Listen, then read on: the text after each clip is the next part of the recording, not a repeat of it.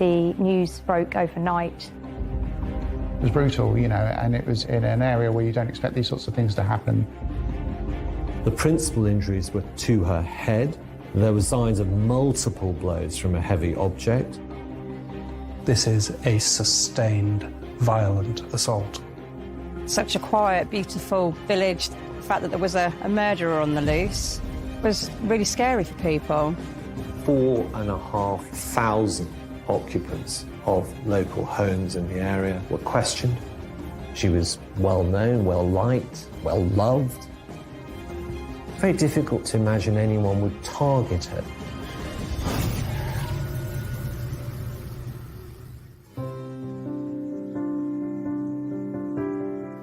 As far as picture-perfect villages go, Bosham in West Sussex is up there with the best of them.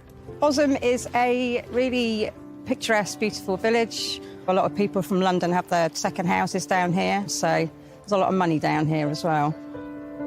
It's predominantly a sailing village. A lot of sailing goes on in Bosham. People come from quite a way locally to go sailing in Bosham. As a quaint coastal town, Bosham attracts its fair share of visitors. A lot busier in the summer. Loads and loads of people come around to visit the area. But in this area, in the heart of the village, if you like, it's a pretty close-knit community, and people look out for each other, and it's just, you know, it's just quite a typical sort of English village, I'd say. The demographic is mainly of an elderly nature. There is the Chichester Harbour, which is an area of outstanding natural beauty, where a lot of the locals would go to sail, take lovely strolls and walks along the harbour. Especially in the summer months, it's more attractive for the tourists because of the lovely weather we get here in the south coast. Crime is so low in Bosham, there are often months with nothing reported. I remember being told by the police there hadn't been a crime recorded in Bosham for 6 months. So not a robbery, nothing, not a car broken into. But in a village where everyone knows everyone, when the unthinkable happens, it tears a community apart. Police are investigating after the body of a woman was found dead in a multi-million-pound property in a Hampshire village. The death is currently being treated as suspicious. The news broke overnight that a woman was found in a home in Bosham. The first that I knew that something had happened, there were multiple police cars and ambulances, which in Bosham it's unusual even to see one police car from week to week around the village, so that we obviously knew that something had happened, something had gone on. At 10 a.m, 5 days after Christmas, Sussex police receive a 999 call to a large rural property in the village. Police emergency, how can I help you? The distraught caller reveals there's a woman dead in bed. Obviously, the paramedics and police were called and they responded. They found a female in bed with clearly significant head injuries where she'd been struck numerous times with a blunt instrument. The details from the police came in that the lady who had been found had been bludgeoned to death with an object. Her face was smashed in. And it was clear at that point that this was a murder investigation. It is quickly established the deceased woman is not the owner of the sumptuous property, as they are away for Christmas. So who is the woman? And who would want her dead? There was a little bit of panic in the village because this sort of thing doesn't happen in Bosham. It's such a quiet, beautiful village that the fact that there was a murderer on the loose was really scary for people. Suddenly there was all this activity going on, lots and lots of police cars and everything. And of course, within no time, everybody knew there had been a murder. And there was a lot of gossiping and guesswork and so on. As a journalist for the local newspaper at the time, Kelly Wickham was more used to reporting on village fates, but now found herself at the centre of a murder investigation. Rumours started emerging about who could possibly have committed such a crime in this area. There were many speculations that came about, such as, why was the victim there? She didn't own the property. Where was the property owner? A woman murdered while house-sitting a property in a seaside village has been named as Valerie Graves. Sussex police said that a post-mortem examination had not yet been carried out, but the woman is believed to have died of head injuries. She just turned 55 on Christmas Day 2013, 4 days before her death. She originally was from London, had moved to Scotland to set up her home and a business up there, but returned down south to look after her elderly mother Eileen and spend more time with her family. She had 2 children, 2 grandchildren. She had lived in Scotland for about 10 years and she was a local artist up there.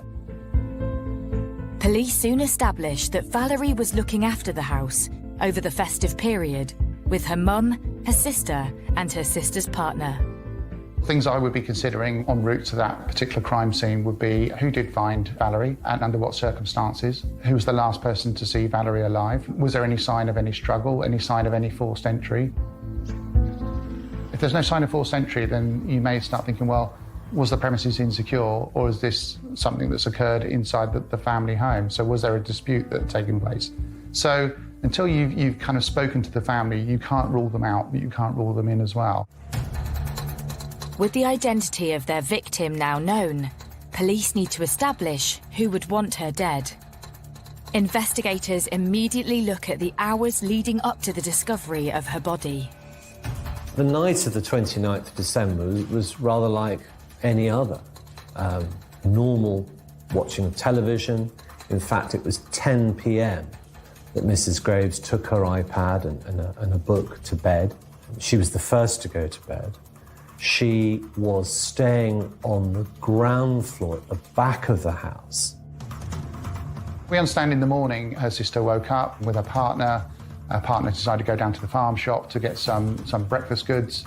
Noticed that the bedroom door was slightly ajar, didn't think anything of it. He went out to the shops. Her sister then went in to check on Valerie and sadly found her clearly deceased in bed.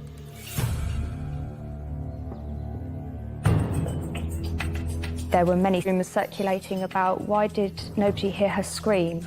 Was this an inside job? Was there somebody in the house perhaps that knew what had happened? It was a really strange time because a lot of fingers were being pointed in a lot of directions. Certainly at the beginning, you have to keep a very open mind in relation to what may have happened. And unfortunately, that involves including, were family members involved in this? And so you have to sort of hold them at arm's length to a certain extent, ask them a number of questions in relation to their movements. Intense questioning of Valerie's family begins.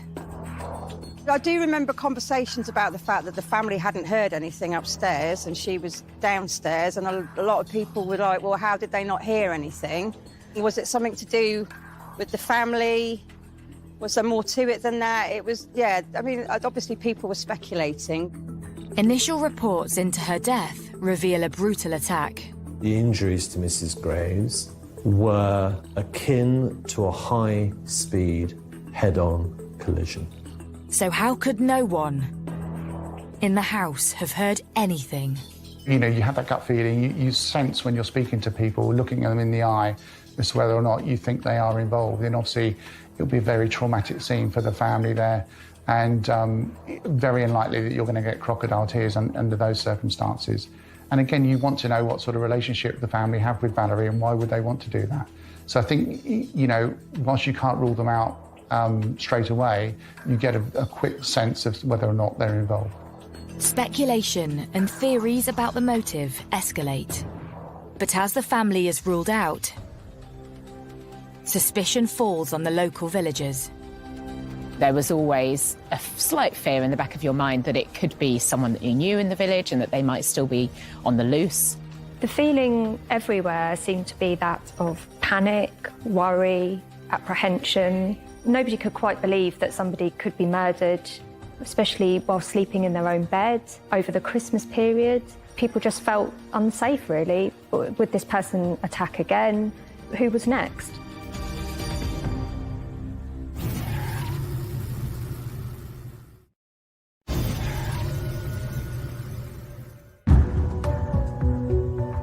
In the pretty coastal village of Bosom, news is spreading that artist Valerie Graves has been brutally murdered while house-sitting over Christmas. I work for some elderly clients that live in Bosom Home, and they were absolutely petrified because they're both in their 80s. The realisation that there's obviously a murderer out there, that the lady had been murdered in her sleep and they didn't know why.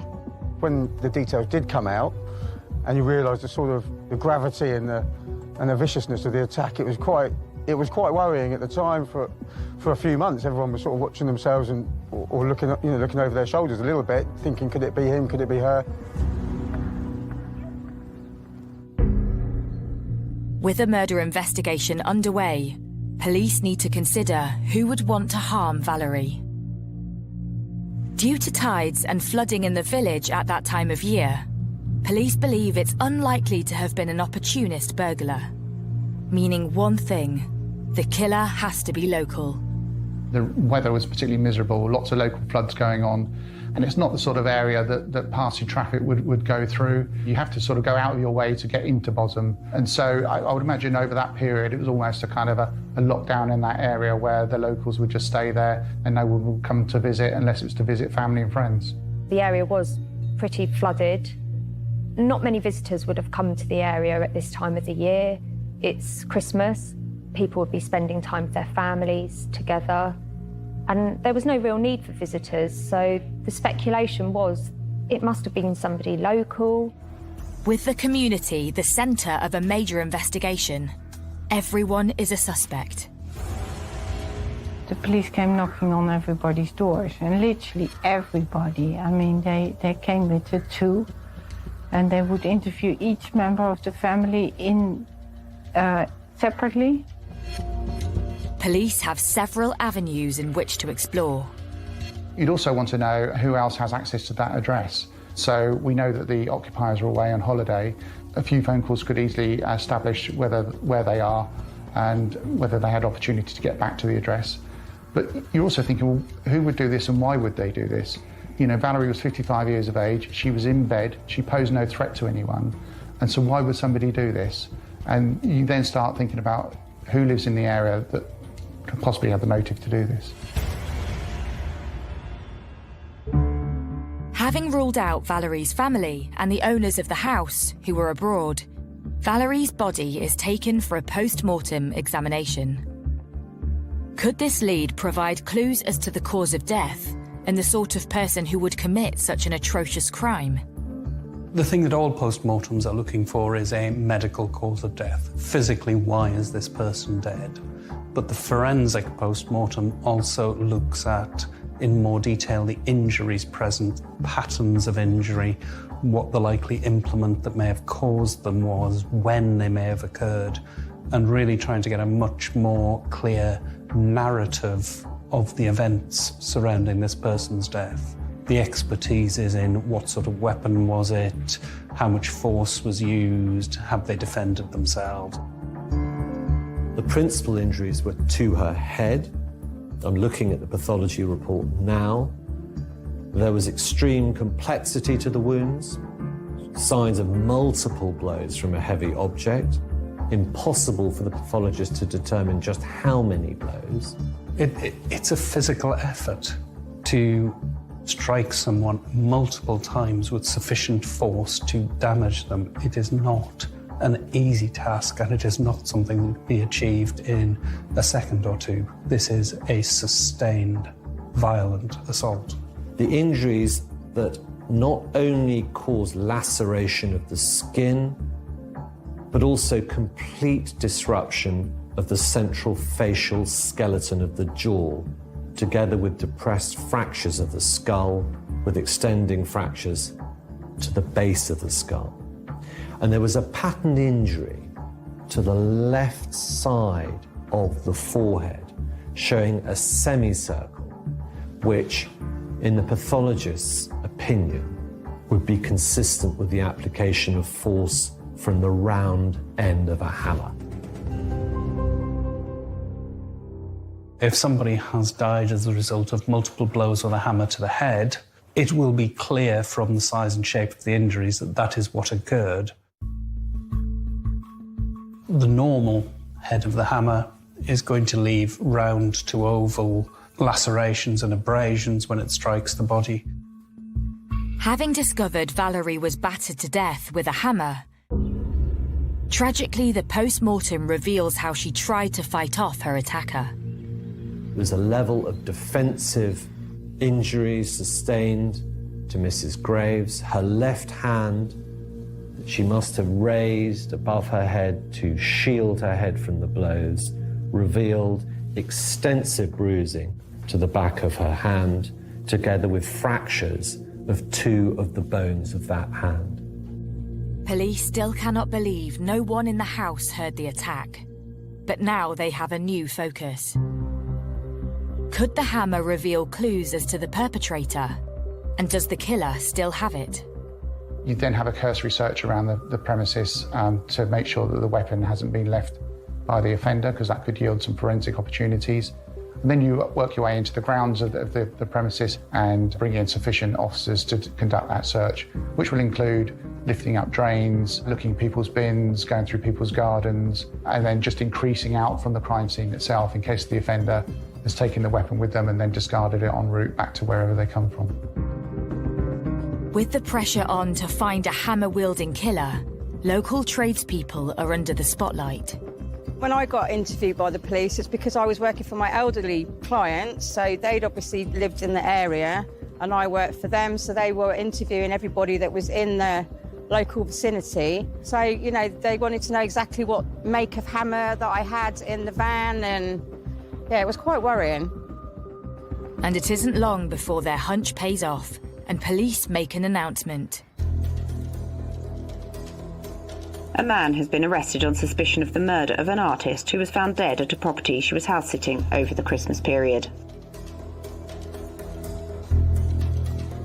He lived very close to the scene of the crime, together with the fact that his occupation was manual, he was a labourer, may well have led the police to arrest him. With the man being questioned, police continue to build their case and look for evidence. They'll also be doing other forensic examinations within the crime scene, so there will be a number of fingerprints, for example, that may turn up within the house that are alien to that address. But it could be a window cleaner, it could be somebody who's done work in that address previously. And so these inquiries need to be bottomed out. And sometimes if you get a fingerprint of an individual together with an account that cannot be corroborated and they're not alibied, then that will give sufficient grounds for the police to arrest that individual and put further questions to them under caution.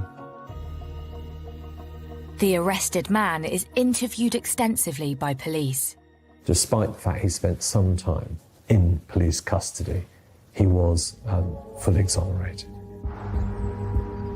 Police are back to square one.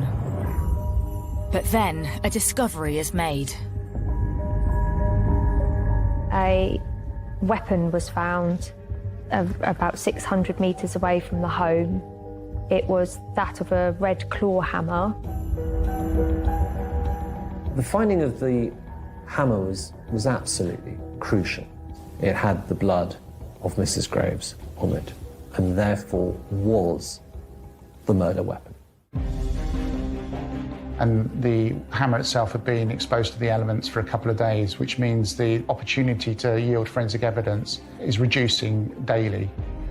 But that said, the scientists were able to yield a DNA profile confirming Valerie's DNA. And then what the scientists also found was a very small partial DNA, and all they could say was that it related to a male individual. Police now believe for certain Valerie's killer was male. Who is he? And why would he want Valerie dead? Investigations ramp up a notch, and the search for the owner of the hammer begins. The hammer was a 16-ounce forged steel claw hammer, the sort of hammer you'd find from any DIY store. But to show the depth of the police investigation, they contacted Screwfix, who are the company who manufactured this hammer, and then trawled through the records of those suppliers who had sold this type of hammer and then tried to eliminate purchasers from their inquiries. The risks around having a partial profile is obviously you don't know who it belongs to, and actually it could be an innocent profile. So it could have been, the shopkeeper that sold that hammer. It could be their profile. It could be somebody who's borrowed that hammer. So it may not necessarily link to the murderer, but at least it gives you an idea as to who you want to speak to that may have had contact with that hammer, and then that can then lead on to further inquiries. With a partial DNA profile on the hammer, every male in the surrounding area is suddenly the focus of police attention. The next step then is to start looking at males within the area, matching a certain criteria, who they're then going to ask to come forward and voluntarily give their DNA. It's a very expensive and time-consuming process. Everybody was asked to come and volunteer, including people such as the postman, people that live nearby, anybody in the area. They set up a mass DNA screening process where they asked local men from the age of 17 and upwards to come to a location, bring their ID with them, give them a thumbprint, and then offer a DNA sample that can then be checked against the partial male DNA profile that the police already had, so that they could either be ruled in or ruled out of that investigation. So the response locally was outstanding because there was a joint desire in this small village town of Bosham that they wanted the culprit caught. Not just, of course, for Mrs. Graves and her friends and family, but because they had, on the face of it, a very dangerous man out loose.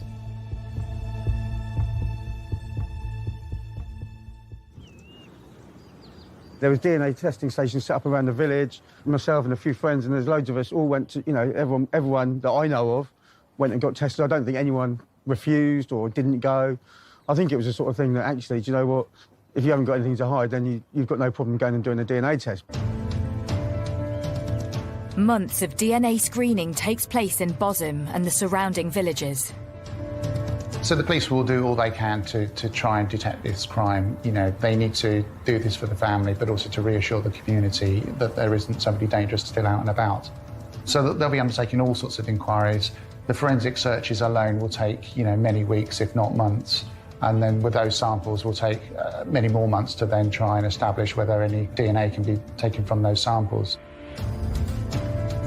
But as time ticks away, the hunt for Valerie's killer goes cold. The police were at a loss. There were no new leads. Nobody had come forward with any more information. 5 years after her murder, Valerie's family, the police, and the villagers of Bosham are left fearing her killer will never be found. So they were mystified, absolutely mystified. Who could have wanted this lady harm?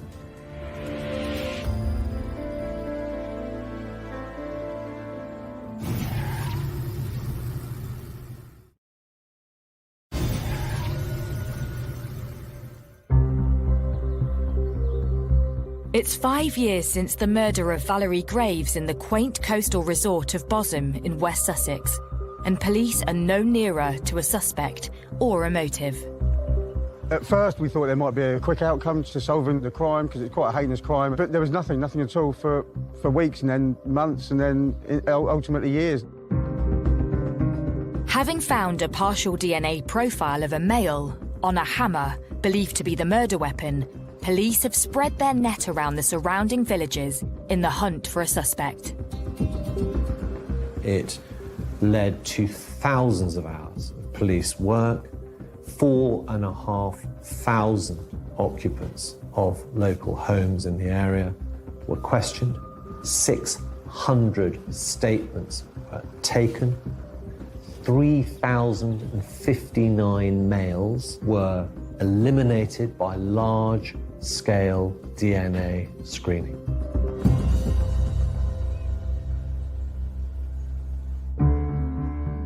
In December 2018, I had a statement from the police renewing their appeal to find Valerie's murderer 5 years on. It was a really good statement. They were offering a substantial reward for any information at all. So for me, this was my front page story for that week.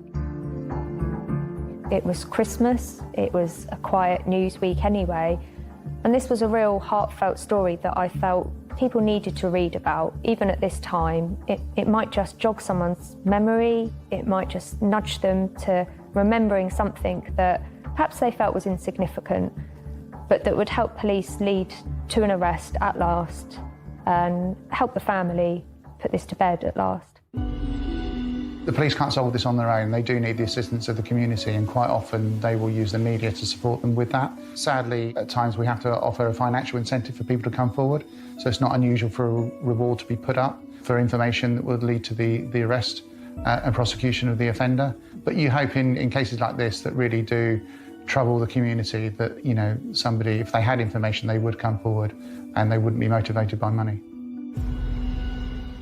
With no clues as to who killed Valerie, police take a step back and re-examine the moments leading to her death.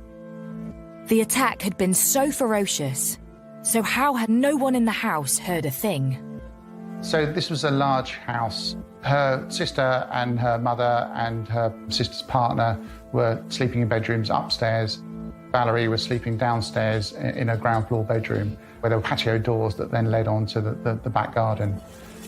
At that point, we know that somebody then entered those patio doors and then, sadly, brutally murdered her with a blunt instrument. Police dig a little deeper into their victim. The profile of Valerie Graves did surprise us all as a victim. She was just an ordinary person, for as far as we know, had no reason to be murdered in such a way or at all.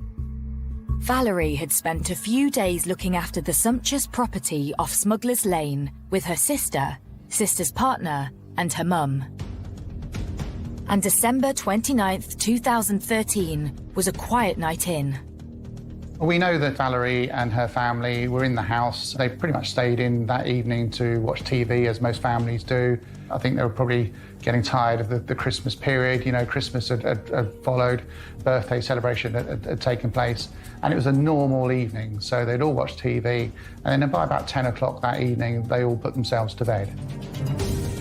Mrs. Graves was found by her sister the following morning. Initially, she thought that her sister was sleeping in. She shouted out, her door was slightly ajar, the door to her bedroom, and there was no response. She thought perhaps she was lying in. And it was only later when she went in through that door, she saw Mrs. Graves' legs sticking out under the duvet and realised that she was cold. And in panic, of course, naturally, she then rang the police. Was this a planned murder? Had Valerie been targeted? For me, there would be a number of hypotheses. The first one is that this is possibly a family member. You know, there'd been a dispute that evening and things have got out of hand and, you know, and unfortunately, Valerie's been assaulted. Another hypothesis is that she was targeted, but you then think, well, who would know she was there? This isn't her home address, so is she under surveillance by somebody? Is a relationship that's gone wrong in the past that somebody is looking to assault and injure Valerie? Well, the police found it extremely difficult to ascertain why someone would attack Mrs. Graves. She was well known, well liked, well loved, and they found it very difficult to imagine anyone would target her. Police had already ruled out Valerie's distraught family and find nothing in her background which could suggest someone holds a grudge against her. They thought, perhaps naturally, that it was a case of mistaken identity, an attacker wanting to seek vengeance on someone for some reason. The people that owned the house, there were all sorts of rumours that went round about them and hitmen men and all sorts of silly rumours. Rumours even spread that the house had been advertised on a site for swingers wanting sex parties and that the family had been there at the wrong time. There was a lot of wild rumour and speculation at the time. Some of it completely untrue, some of it perhaps a little bit more close to the truth. But with no real clues coming forward, police home in on one explanation. Some of these villages, People are of the mindset they don't have to lock their doors, whereas if you live in a city centre, you're probably more likely to do that. Was this an opportunist burglar who just happened to be in the area? Again, unlikely, I would have thought, because it's such a remote location, and therefore, was it a burglar who knew exactly what they were going for? Because they knew that the occupants were away. Police now believe Valerie's murder was the result of a burglary gone wrong, and that the burglar knew the owners were due to be away. But even that theory throws up questions. What seemed rather peculiar was that if it was a burglary, why was nothing taken?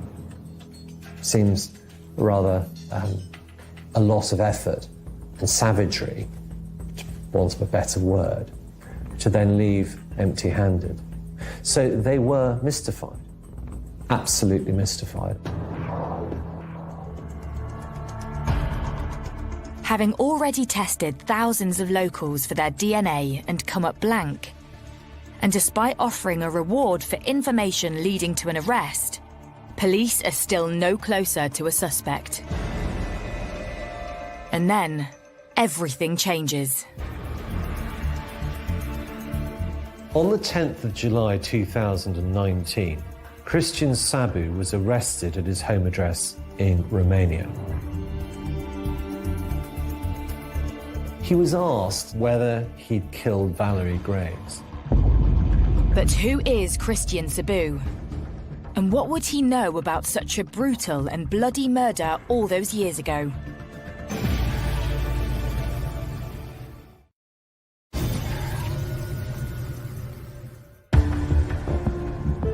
Five and a half years after the brutal murder of grandmother Valerie Graves in the village of Bosham, West Sussex, there's been a development.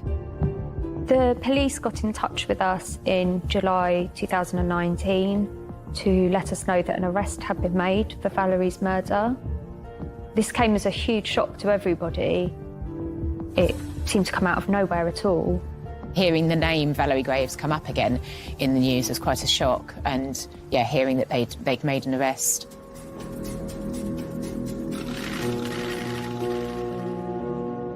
The man is 28-year-old Christian Sabu.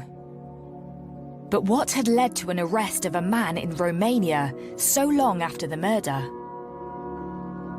Years had passed since the brutal murder of Valerie, and the police finally had a breakthrough in that they had been contacted by email by a lady in Transylvania, in Romania, indicating that her husband was responsible for the murder. But who is he? Did he kill Valerie, and why?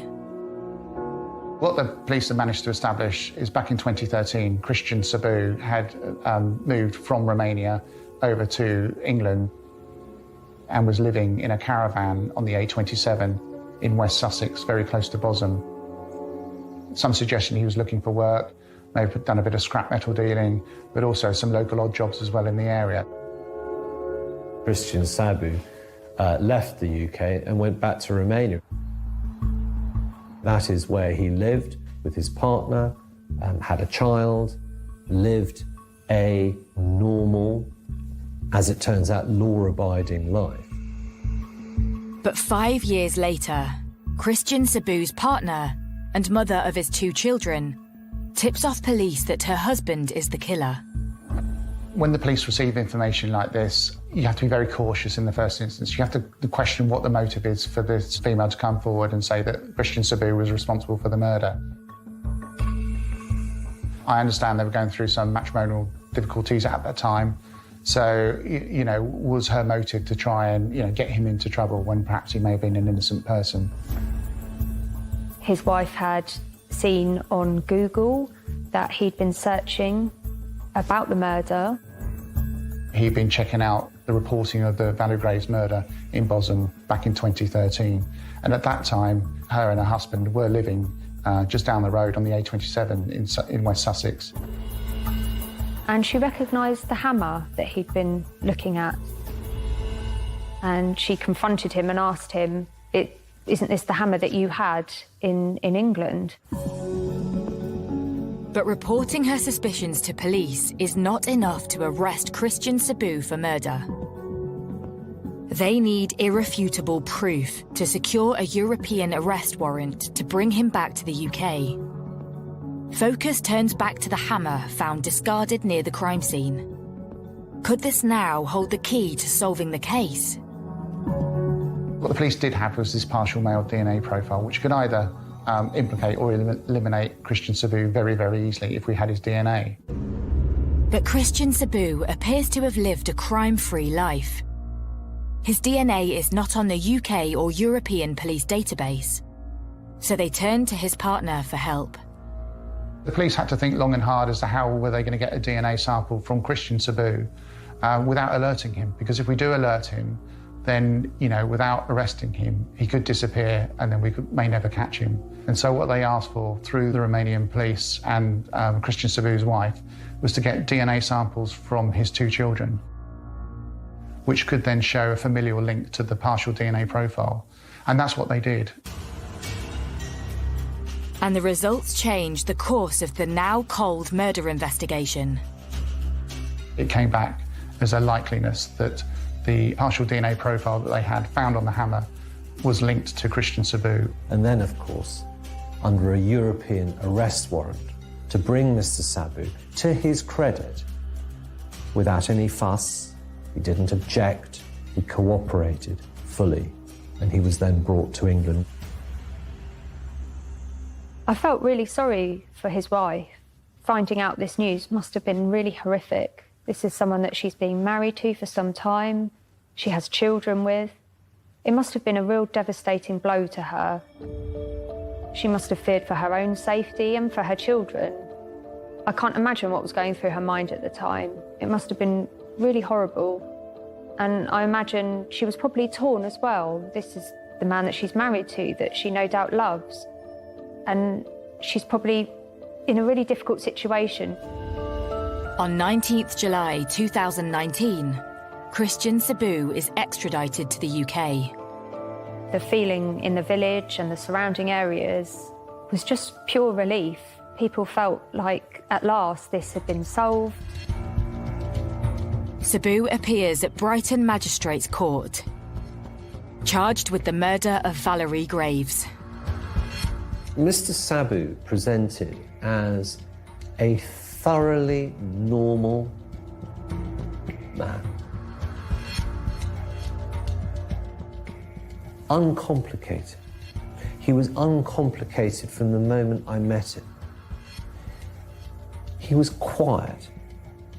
He wasn't a man of many words, though of course we had an interpreter. He still was not a man who spoke much.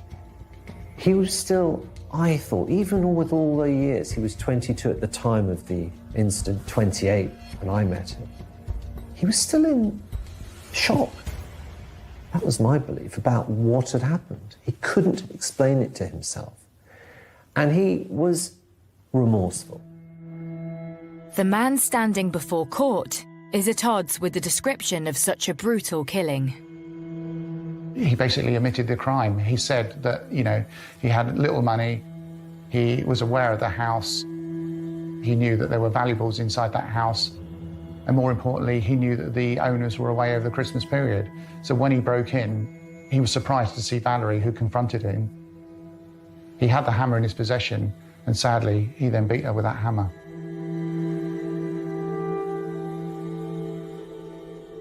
In November 2019, Christian Sabu takes the stand at Lewes Crown Court. It was always the intention that he would be pleading guilty to the murder of Mrs. Graves. He did say that he felt bad about it. He didn't mean to hurt her.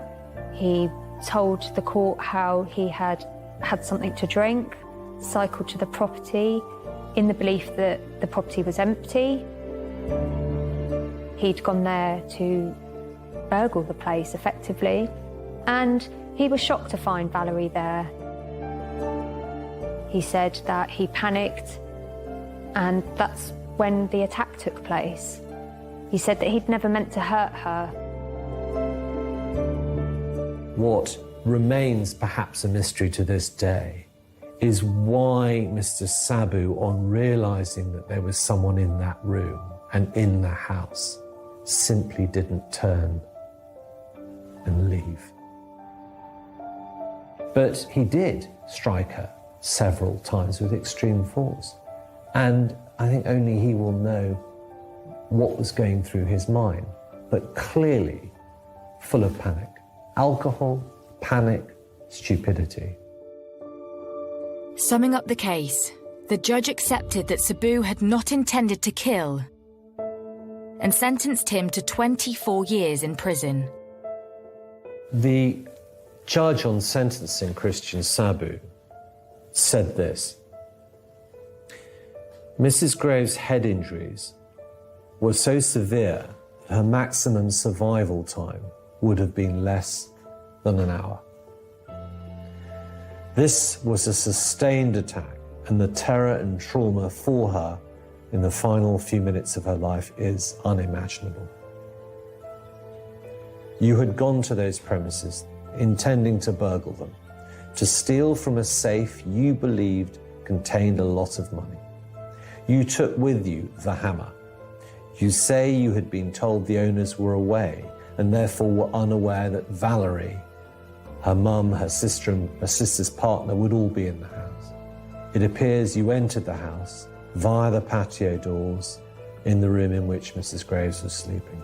When you realised your mistake, namely that the room was occupied, rather than simply running away in the hope you couldn't be identified by a woman waking from sleep, you launched this horrific attack on Mrs. Graves, who had been asleep in that room.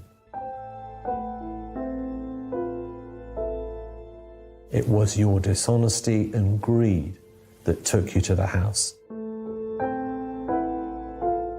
It was your cowardice and lack of morality that caused you to kill Valerie Graves. 7 years since the murder of Valerie Graves, the village of Bosham is slowly returning to normal. But the crime still lingers over them. Although this had gone on for such a long time, it was in the forefront of a lot of people's minds. There was always that feeling of who did it. And I'm sure many of the men in the area perhaps felt they might have been looked at. I mean, I was very glad that he got caught because it meant you can just go back to normal life. Whereas before, you do have this nickel in the background that somebody's murdered somebody from locally, because who else would go there? For a long time, we did think it must be somebody around here. I mean, who else could have done it? I think the general feeling was one of relief that actually, you know, the chap had been found and the family could get some peace. Also that it wasn't someone in the village. I think that was, you know, even after all that time, I think that was still a bit of a relief that it wasn't a chap living up the road or, you know, someone you may know. And the family of Valerie Graves can finally try to rebuild their lives. We have had to endure 6 years of waiting, not knowing if anyone would ever be brought to justice for this cowardly act. Mum was very much loved by our family, but sorely missed by us all.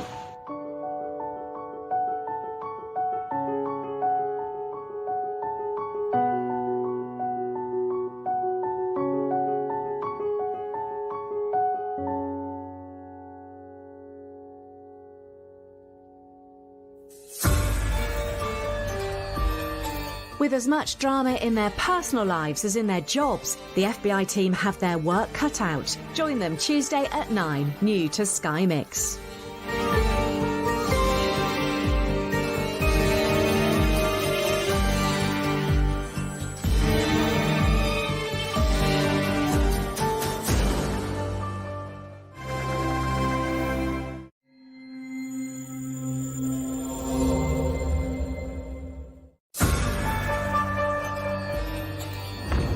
There'd been a fire in the Elizabeth Road area of Boston. Police discovered a woman, early 30s, in a flat on her own, dead.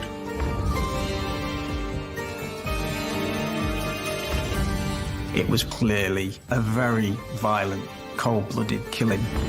It was scary, not something you expect to happen on your doorstep. The people of Boston feared that there was a killer at large. We thought, is this to do with this gang-related thing? They'd just got her. They'd found out where she lived and got her.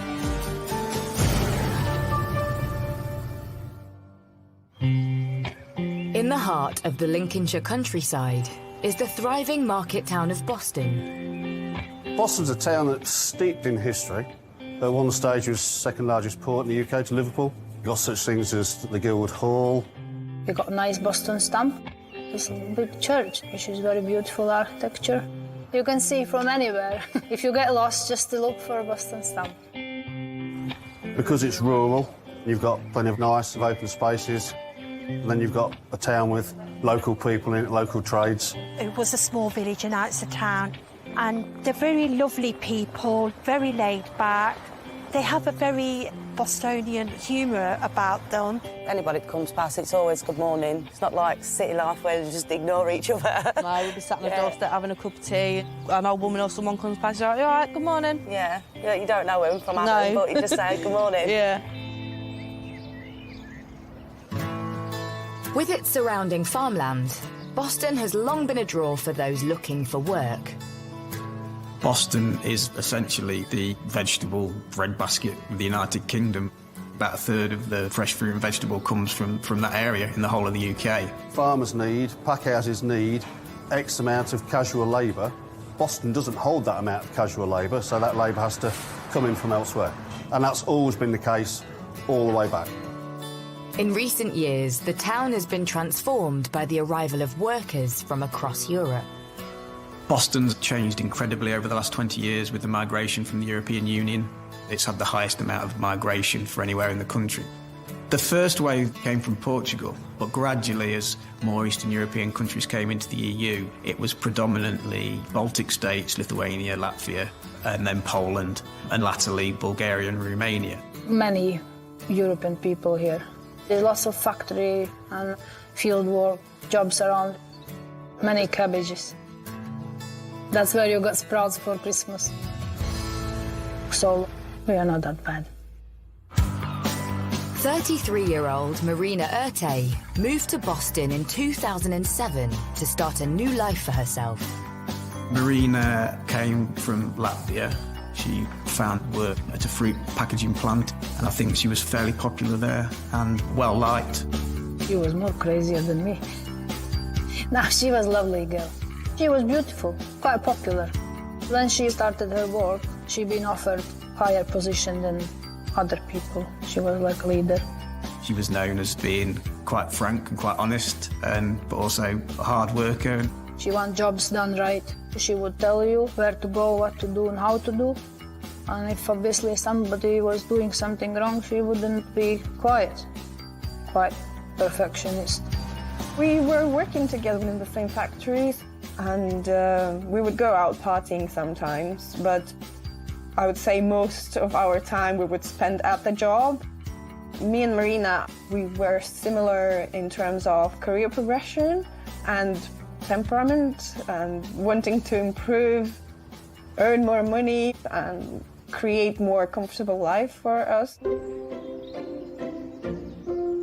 Marina had settled into Boston, and with a steady job and a new group of friends, she met 33-year-old Gytis Griskavikas. She met Gytis in 2009. He came from Lithuania. He used to work with us at the factory as well. He was a very nice, intelligent guy, very friendly, very caring. And I just remember that he turned up at our door, taking her out somewhere. They were really happy, they were really in love.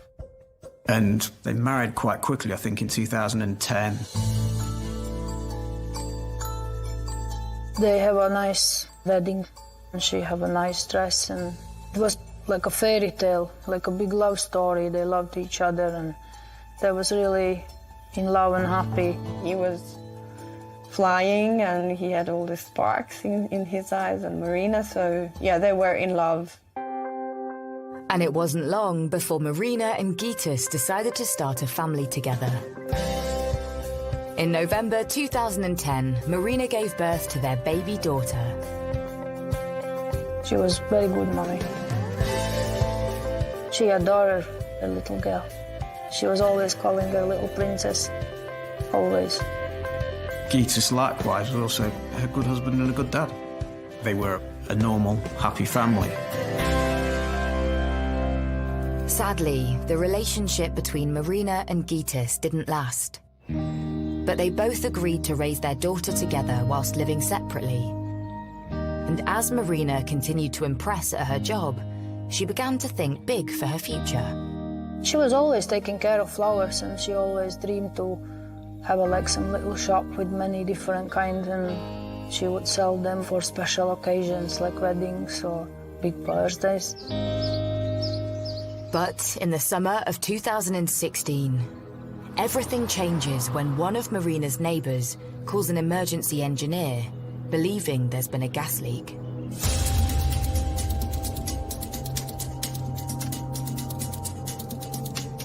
The next door neighbour smelt something under the stairs.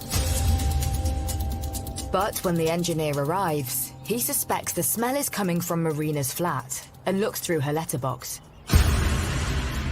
They spot a smouldering fire and call the fire brigade immediately. Fire rescue. Oh, hello. I've been called to the downstairs flat, but we can smell smoke from upstairs, and there's fire damage to the stairs. Right, okay. I remember learning there'd been a fire in the Elizabeth Road area of Boston.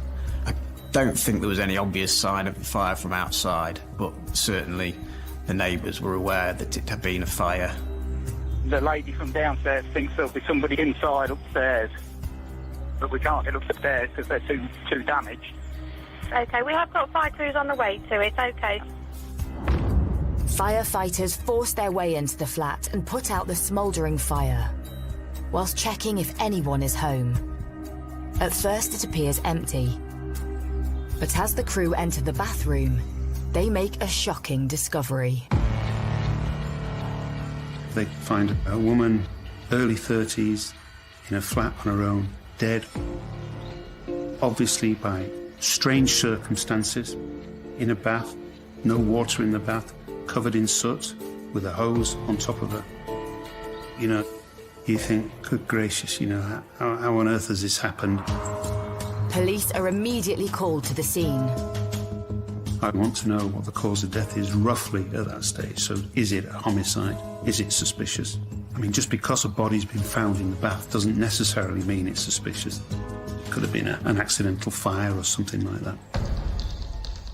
Police quickly established that the dead woman is Marina Urte. It becomes obvious she has been brutally attacked, with horrific injuries to her face and body. A murder investigation is immediately launched and officers secure the scene. It's all about scene preservation. The scene can tell you a phenomenal amount, and the last thing that you need is that scene corrupting. News of Marina's death quickly spreads through the street. We all gets moved out of the flat, and then next hour or so, turns out she's been murdered in a battle. We never ever thought for a second that there was a murder. We just generally thought there was a fire. Not something you expect to happen on your doorstep. It's just crazy.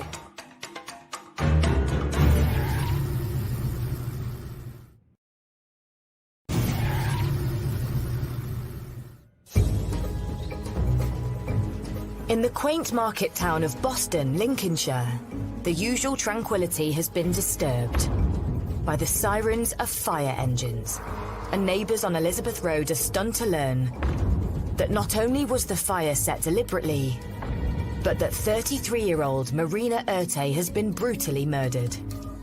The residents were shocked to learn that it was a murder because initially, like everyone else, they thought it was a fire. Everybody was in shock. You just didn't know how to get your head around it. There was always a police car parked just there on the side. Constant flashes, weren't there? Yeah. Forensic cameras, it was just unreal, wasn't it? It's just not what we expected at all. It is a quiet area, so for something like this just happened, I think it did shake everybody up, to be honest. When a crime like that hits Boston, it's very painful to hear. Some Bostonian people, they do feel afraid, they feel afraid going out.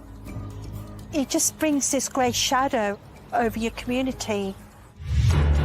As Marina has been senselessly attacked in her home for no apparent reason, the community is on high alert. The people of Boston feared that there was a killer at large. It was scary. There was always that worry of somebody coming back. They could have potentially took more lives. It isn't long before Marina's family and friends learn of the brutal attack on their loved one. Someone texted me saying that the fire brigade and police is there, so she's been killed. I was in shock. I couldn't believe. It was my birthday, so obviously from very high happiness I went in deep sadness and proper shock. I thought, what? Is that really possible?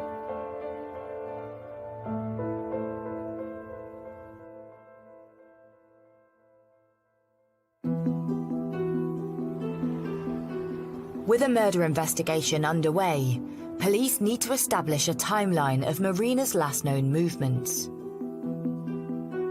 There's all sorts of inquiries that need to be made. We would have people immediately looking for CCTV in the area. We'd have people very, very quickly knocking on doors to find out who's been seen in the area, who hasn't. We need to find out when this happened, because that's the starting point, isn't it? When was she last seen, and who was she last seen by?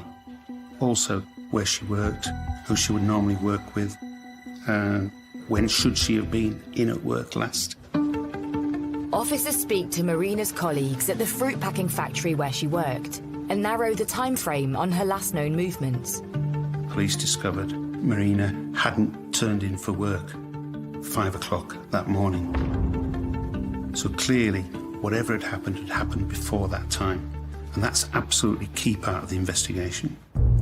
Back at the scene, police and fire experts examine the cause of the fire and quickly establish it had been purposely set after Marina had died. The early forensic evidence showed that a fire had been set in the flat, but it didn't take properly, so the house wasn't badly damaged by fire. The fire didn't really take, I think it was just slow burning. But if they'd done a good job on the fire, it could have just took this whole block. That was scary. With the fire having been set after the attack, detectives speculate whether Marina's killer had tried to destroy evidence at the scene. They won't have known if they left any forensic evidence there. They won't have known if they left any fingerprints there. They won't have known for sure that someone didn't see them either going or coming back. Forensic experts are called in. They need to examine the scene to find any clues that might point to Marina's attacker. When we got there, it was obvious that I wasn't able to do my job. The reason I couldn't do it is because the fire that was started on the stairs had produced a certain excessive amount of soot throughout the flat. And the whole flat was covered in a thin layer of soot, which meant you couldn't see the blood. So at that point, after a brief look around, and we did locate some bloodstains, but it was obvious that the extent of that was much more than what we could see, we decided to go home and have a team of people come in and de-soot the scene, and then us to go back after that process has been done. Forensics must wait until the thick layer of soot is meticulously cleared before they can work. But detectives do manage to question Marina's ex-husband, Gitas. He says he hasn't seen her, but reveals some information which leads investigators to look deeper into Marina's personal life. And they uncover some disturbing connections to some violent people. Following the ending of a relationship with Gitas in 2015, she'd formed a new relationship. And it was quickly discovered that she had been involved in a very recent trial at Lincoln Crown Court. She had been charged with perverting the course of justice after her new partner was involved in a violent attack on another group of East Europeans. The man in question is 42-year-old Alexandra Kudryasov. Alexander, he worked at the same factory as well.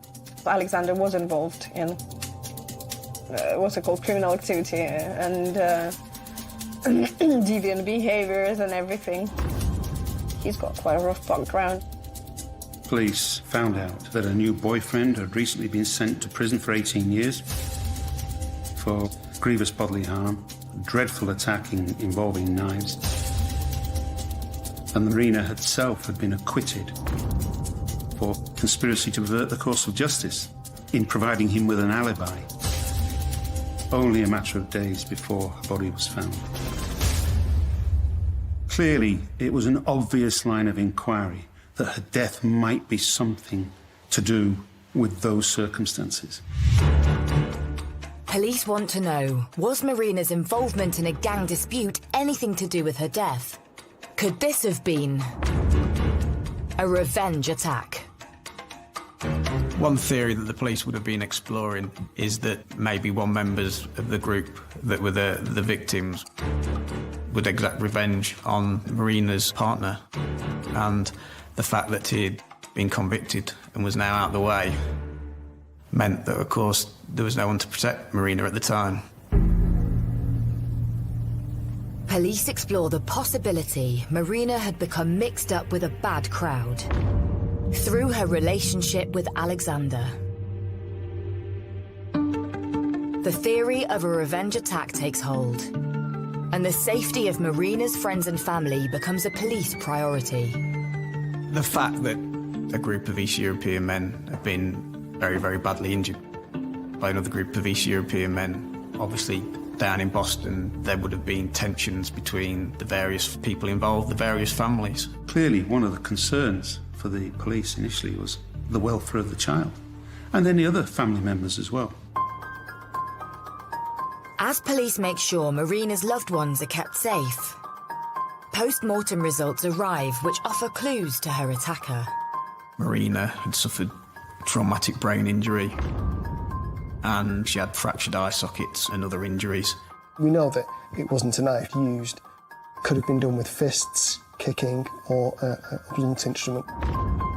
It was clearly a very violent and cold-blooded killing. And with the scene now cleared of soot from the fire, forensic results arrive, which further paints a horrific picture. What we found was a large pool of blood in the living room with smears around it, and there were small spots of blood radiating from it, indicating that there's been impacts in that area, probably into Marina herself. I suspect that she's gone into the living room for whatever reason, been hit, gone down almost straight away, and then been assaulted on the floor by punching or kicking or with a blunt instrument. Forensic results also show bloodied track marks from the living room to the bathroom. The two track marks is where her heels were in contact with the ground as she's been dragged across the landing and into the bathroom. In the bathroom, there were spatters of blood around the bath and on the floor to indicate that she'd been further assaulted in that area. Her body was found naked in the bath. There was no blood-stained clothing, so when it happened, she was most likely naked. And the pathologist said that Maria had actually been drowned by having the shower head forced into her mouth, and it was that which actually killed her in the end, was the cause of death. But who could have carried out such an horrific attack? Had Marina become sucked into a gangland dispute and paid the ultimate price for it? We'd heard that she had gone to court to do with this gang-related thing. Yeah. We thought she'd just got her. They'd found out where she lived and got her.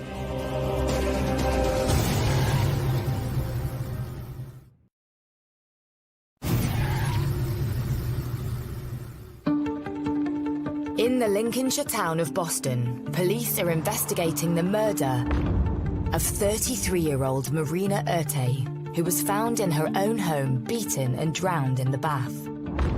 Her boyfriend, Alexandra Kudryasov, is in prison, serving an 18-year sentence for a vicious attack during a gangland dispute. Whilst he is ruled out as a suspect, there are suspicions that Marina has been murdered in a gangland revenge attack.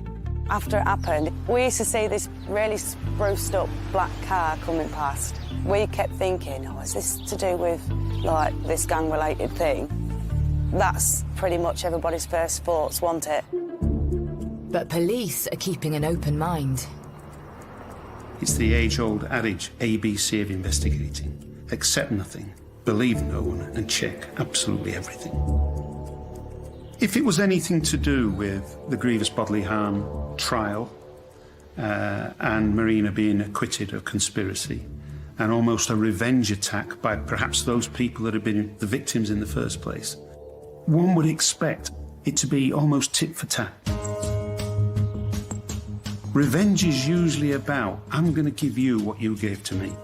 That's what revenge is. Revenge doesn't normally extend to attacking a defenseless woman in her own home, viciously and violently over a prolonged period of time. That, to me, was not a revenge attack. Police also suspect that the lack of a forced entry points to a different explanation. That immediately means to me, this is personal. That would be my first thought there. This is not a random attack. This isn't a burglary gone wrong or anything like that. This is personal, for some reason or other. Whoever did this to Marina knew her, and Marina knew them and had let them in the house. With this latest theory, police look closely at Marina's inner circle. One of the key elements is always to find out who saw the victim alive last. Police would have been looking to question those who were closely connected to Marina. That would have been her former partner and her former husband, also her sister who lived nearby. As every police officer knows, most murders are committed by people known to the victim, so it would have been their primary avenue of inquiry.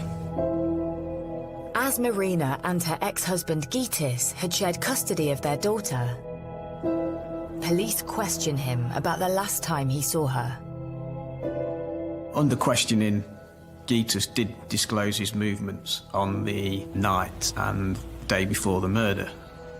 He disclosed that he'd been celebrating his birthday. He immediately said, yeah, Marina had come to his house, had then gone to a supermarket and bought some whiskey, and then gone back to her flat. This would have been late in the evening into the early hours of the next day. And he said that he left Marina's flat at 2 o'clock in the morning and that when he left she was fine. They had a pleasant evening, they'd had a few drinks, but there was nothing else. He was saying, it's not me. With Gytis admitting to being with Marina on the night of the murder, but claiming to have left on good terms at 2 a.m, investigators have little else to link him to the murder. That he'd said that he'd been at the flat the night before. That poses actually an interesting dilemma for a senior investigating officer. Is what do you do with that? It's only suspicion. There is no hard evidence. You are hoping you're going to find some hard evidence through maybe forensic examination of the scene, CCTV, or anything like that, but that takes a long time. Even without evidence against Gytis, police need to act fast in case he is in any way connected to the crime. As the senior investigating officer, it's your decision whether to arrest a suspect, and not only whether to arrest a suspect at that time, when you do it and under what circumstances. The senior investigating officer in this case took the view that it was the most advantageous way for the investigation was to make an early arrest. Gytis Griskevicius is arrested on suspicion of the murder of his ex-wife Marina. Won't have been an easy decision. There would have been a train of thought undoubtedly about, well, there's no evidence here that he's involved. There will have been opinions within senior officers, probably more senior than the SIO in this case, that he shouldn't have been arrested. We would know that we'd only be able to keep him in custody a maximum of 24 hours, and if no evidence came forward during that period of time, he'd have to be released. So it's not a straightforward decision. With the time ticking against them, police further question Gitis under caution. He gave the same story as he'd done before he'd been arrested, that he'd been there with Marina voluntarily, he'd left around 2 o'clock in the morning. She was fine when he left her. But with Gitis now in custody, police can delve deeper into his life to find any evidence that might connect him to Marina's murder. Once we arrest him, the purpose of that is to enable the police to search the house, search his vehicle, search him, examine him for any injuries. On closer examination, officers notice an injury on Gitis's right hand, which he explains was caused by an accident. Despite the suspicious injury and Gitis being the last known person to see Marina alive, the police have no further evidence. And Gitis has been in custody for almost 24 hours. One has to make a decision. Have we got enough evidence here to charge him? Clearly they hadn't.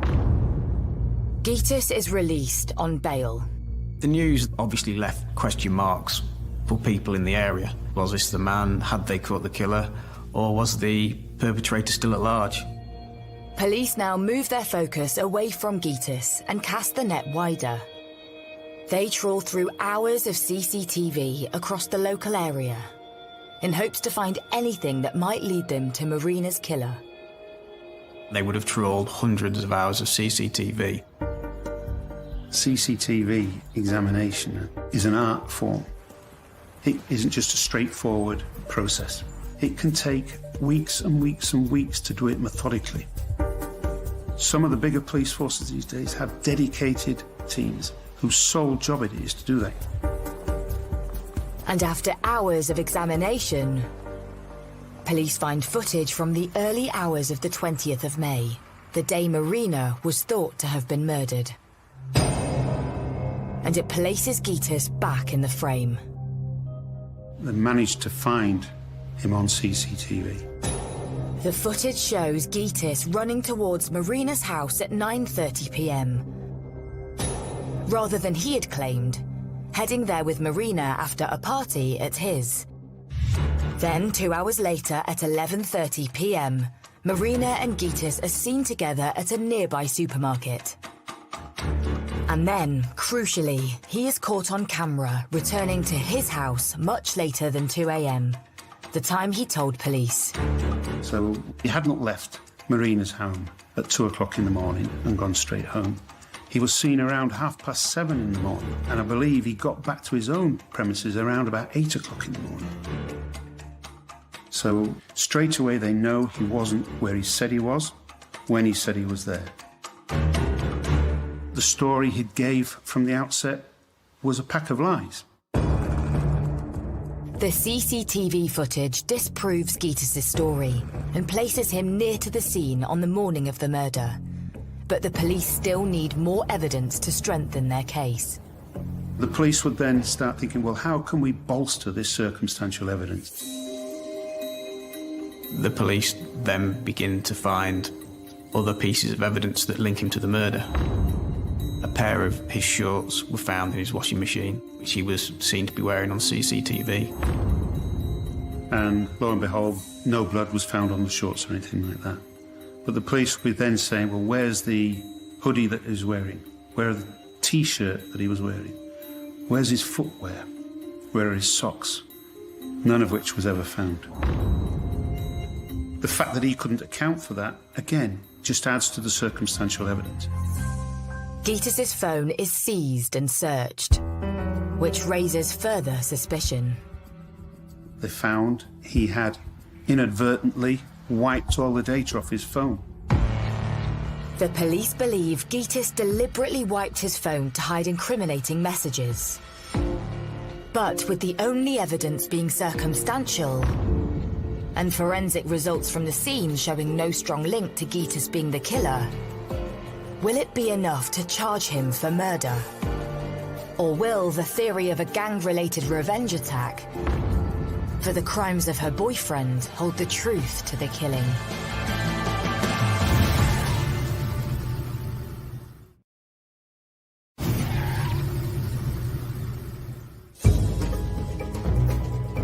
Lincolnshire police are investigating the murder of 33-year-old mum Marina Urte.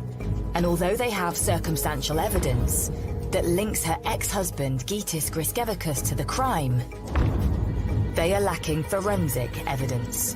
Meanwhile, her new boyfriend is serving 18 years in prison for a violent assault on a rival gang, and there's a theory Marina could have been killed in a revenge attack.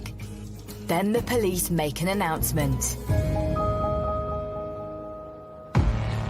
The Crown Prosecution Service has decided to send the case to trial. And it's Gitas they believe is the killer. Following the CCTV and other pieces of evidence, Gitas was rearrested and charged with the murder. Gitas pleads not guilty. And with the evidence being mainly circumstantial, the police have their work cut out to prove there is enough to convict him. Certainly the lead up to a trial for murder involves a phenomenal amount of work. Making sure the evidence is presented in the correct fashion, making sure witnesses turn up. My feeling at the beginning of every murder trial I've been involved in was a fear of being perceived to have let the victim and the victim's family down. They are completely beholding upon you as an individual to bring some justice for their loved one. In March 2017, the trial into Marina's murder begins at Lincoln Crown Court. And as Marina's friends and family enter the courtroom, they come face to face with her alleged killer. When I came in, he looked at me with the eyes full of almost tears, and he looked at me as if I didn't do it.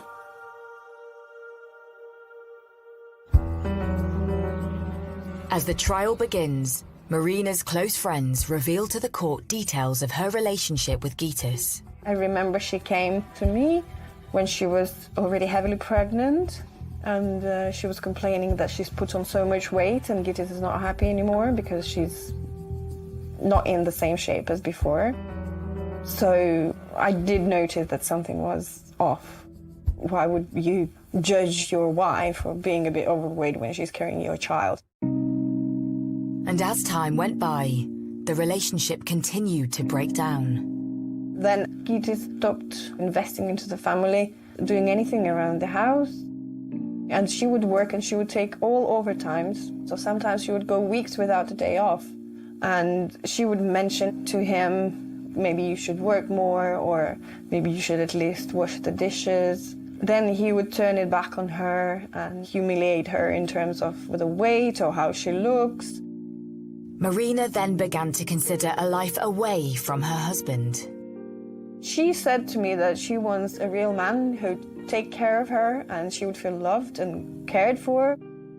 And in 2015, Marina broke off the relationship.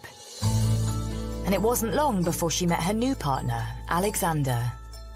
Marina was very happy. She said that I finally feel like a woman and I finally feel like I've been cared for.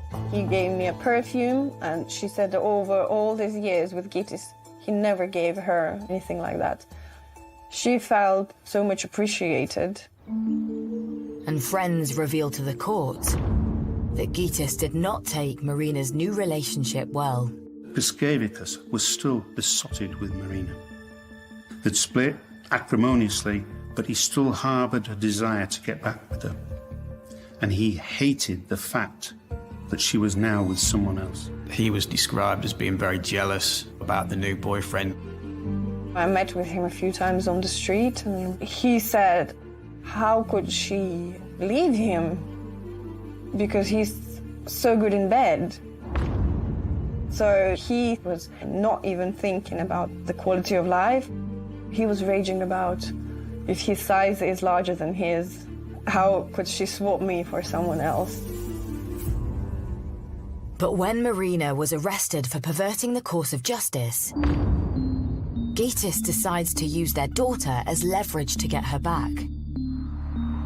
When police come up and arrested her, she didn't have a passport, she lost the job, and she didn't have a place to live. She lost everything, and in that moment, he got the girl. She was praying and hoping that everything's gonna work out so she could then finally reunite with her daughter. When she was fully acquitted of any wrongdoing, Marina asked to be reunited with her daughter. But Gytis refused. I told him that you probably ought to allow Marina see the child, at least under the supervision of social workers in the children's center once a week for a few hours. She's probably missing her mother, and he was absolutely reluctant to do that, and he mentioned that we don't even mention mother's name in the house. Her girl was not allowed to pronounce her name in front of him. He was sending her nasty messages about the girl, like no money, no honey, asking for money. Then he was taking girl out from the country, which she supposed not to do, and then posting in a Facebook saying, oh, hello, we are here. That was very nasty. And things only got worse for Marina. Marina had made all sorts of complaints against Griskevicius. She couldn't prove any of them. I think her vehicle had been damaged, she'd had a pedal bike stolen. She didn't know that it was him for sure, but she thought it really was, and it frightened her. There were a couple of occasions when she went to the police because he was seen filming her on his mobile phone, arriving at her house unannounced, and it spooked her to such an extent she went to the police. I think Marina had confided in certain friends that she was worried that Gytis was stalking her. She rings me one day, she says, he was standing on the corner of the street looking at the house. However, in the last few days of Marina's life, hers and Gytis' relationship seemed to rekindle. They restarted the communication. She rang me and she was so happy to say, oh, you don't know what just happened. I will see the child soon and he's talking to me in a nice way. And she was willing to resolve the conflict for her, for the daughter, and for him, for Gytis even. Just before the day, she rang me and she was very excited. And he said that he loves me and he wants to get back. He's the father of my child. Maybe I should, maybe I shouldn't. And he wants to come over. He wants to celebrate his birthday with me. And I did tell her, do not meet him on your own. Griskevicius was still besotted with Marina. I think he saw an opportunity there to say, right, I'm the father of your child. This is my birthday. Let's celebrate together, give it another go, and rekindle our marriage.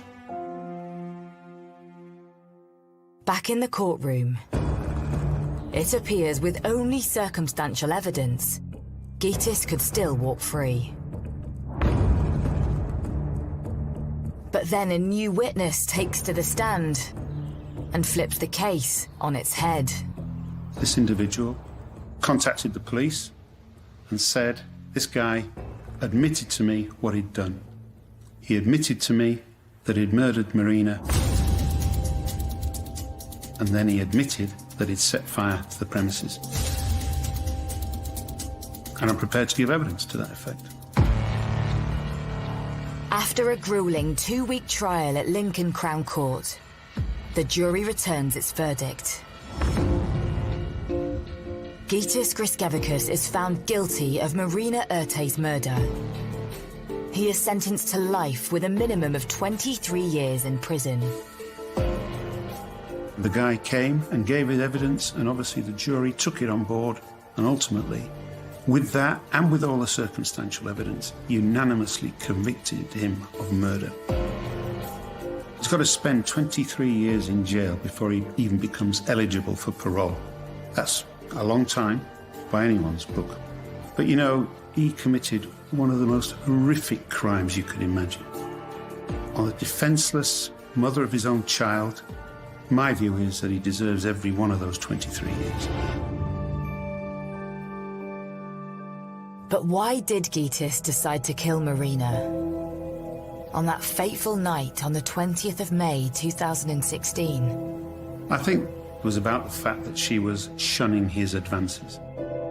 Even though her new boyfriend was going to be in prison for 18 years, she still wanted to stick by him. He couldn't bear the thought of that. And I think he thought, well, if I can't have you, no one else can. I think Gytis was jealous and had been humiliated by the new relationship, and that was his motive for the murder. He'd taken the poor woman, battered and beaten, from one part of the flat to another, where he attacked her again, bundled her into a bath, and then drowned her with a hose. I mean, how callous and calculating can he get? And for Marina's neighbours, her killing still haunts them to this day. I always get the question, did you not hear anything? I'm like, no, I didn't. I'm like, so wish I did. It was in my mind for a very long time, thinking, why the hell could I not just hear anything? And then maybe we could have given her some hope. No matter how much danger I'd be in, I would have busted through the door and tried to help. 100%. If I'd have heard anything, I'd have gone straight in there and tried to help her. Even though I'd be putting myself at danger, I'd still help her, because nobody deserves to lose life like that. And for Marina's friends and family, with the case behind them, they are slowly coming to terms with a life without her. The biggest thing I miss about Marina is her liveliness.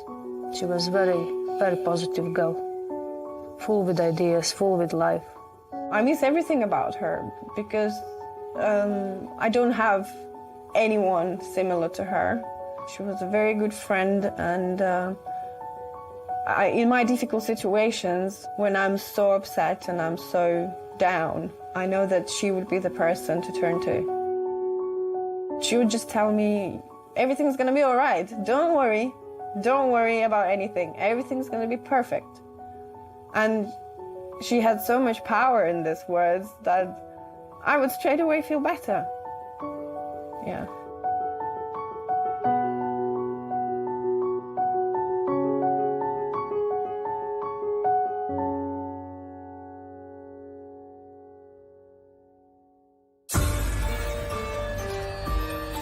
Stranger danger is rare but not impossible. The chilling Murdered at First Sight is new Wednesday at 9 on Sky Mix.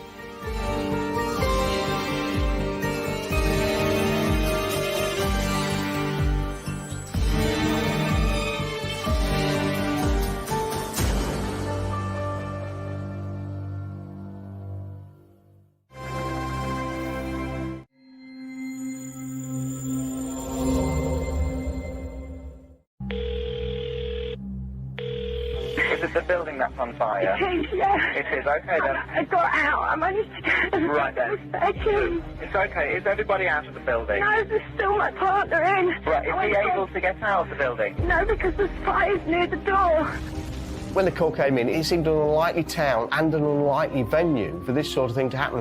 At a joinery shop, after tea, when you wouldn't expect people to be working, things just didn't seem quite right. Everybody was really quite worried. You know, it could have been the person that you walked past in the street, it could have been anybody.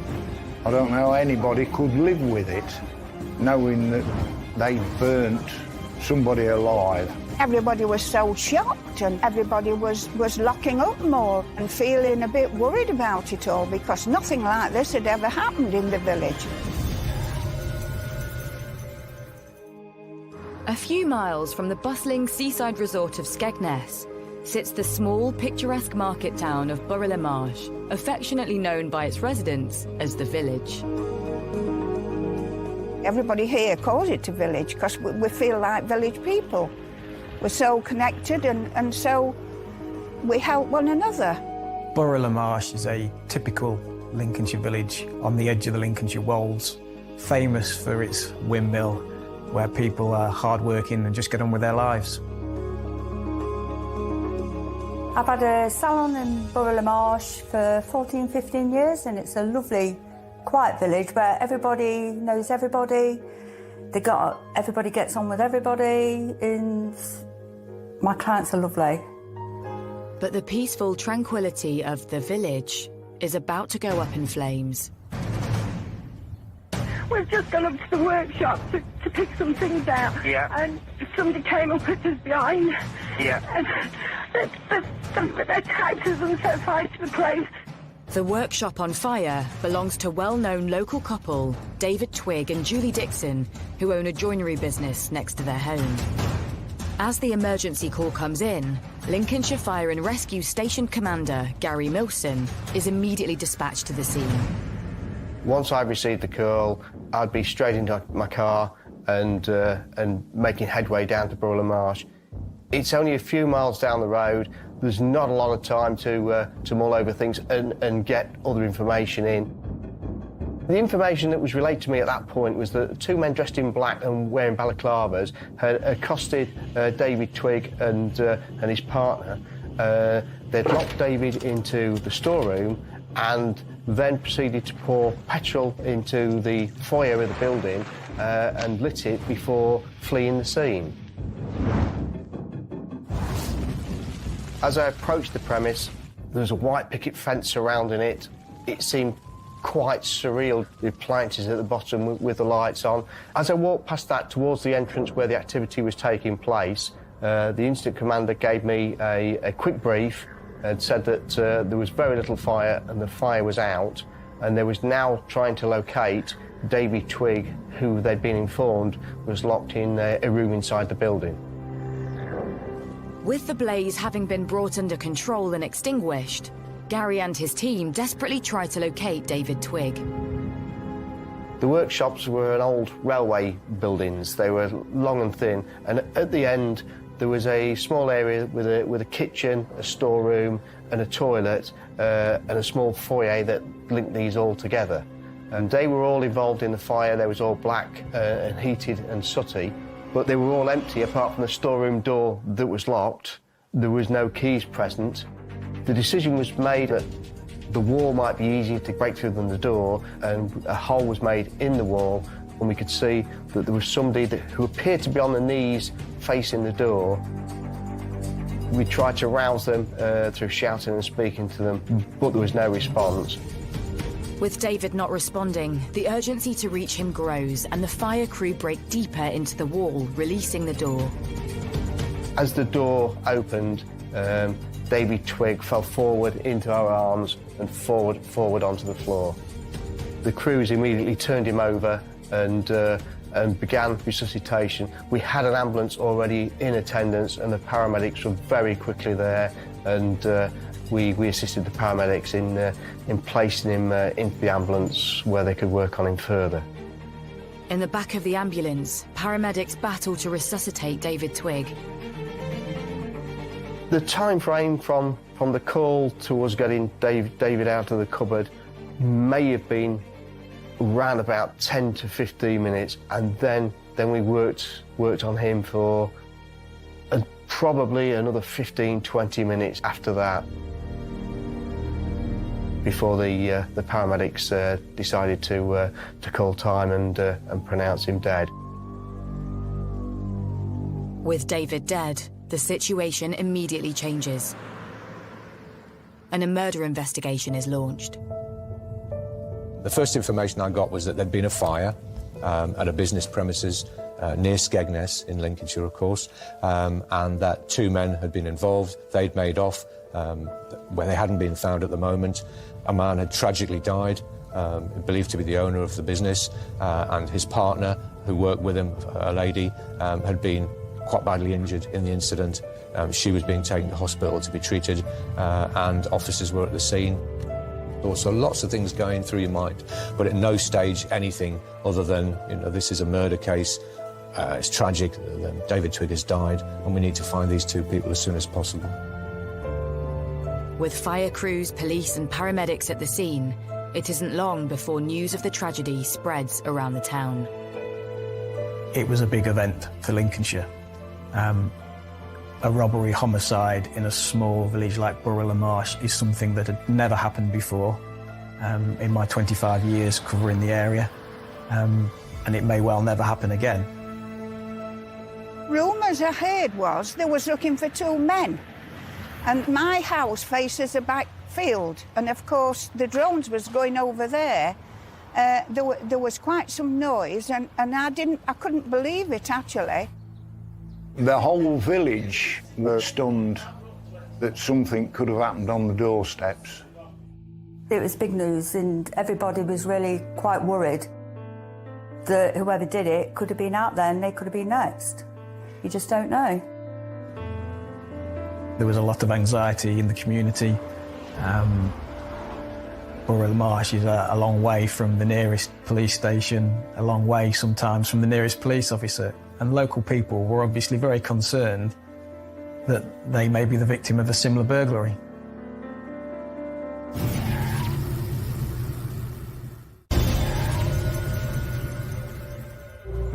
In the Lincolnshire town of Borough Marsh, police have launched a murder investigation after local joiner David Twigg was pronounced dead following a fire at his workshop. His partner, Julie Dixon, had managed to escape and call 999, reporting that masked intruders had broken in, locked David in the storeroom, and set the place on fire.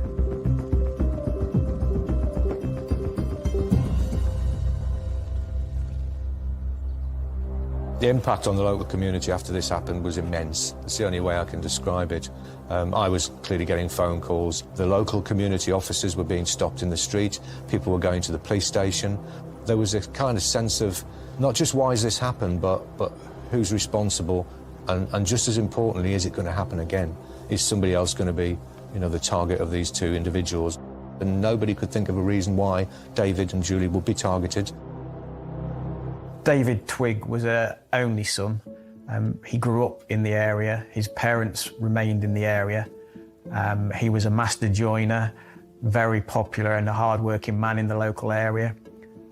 He was also a very big man, well over 6 feet tall and 19 stone, but he was a presence in the community.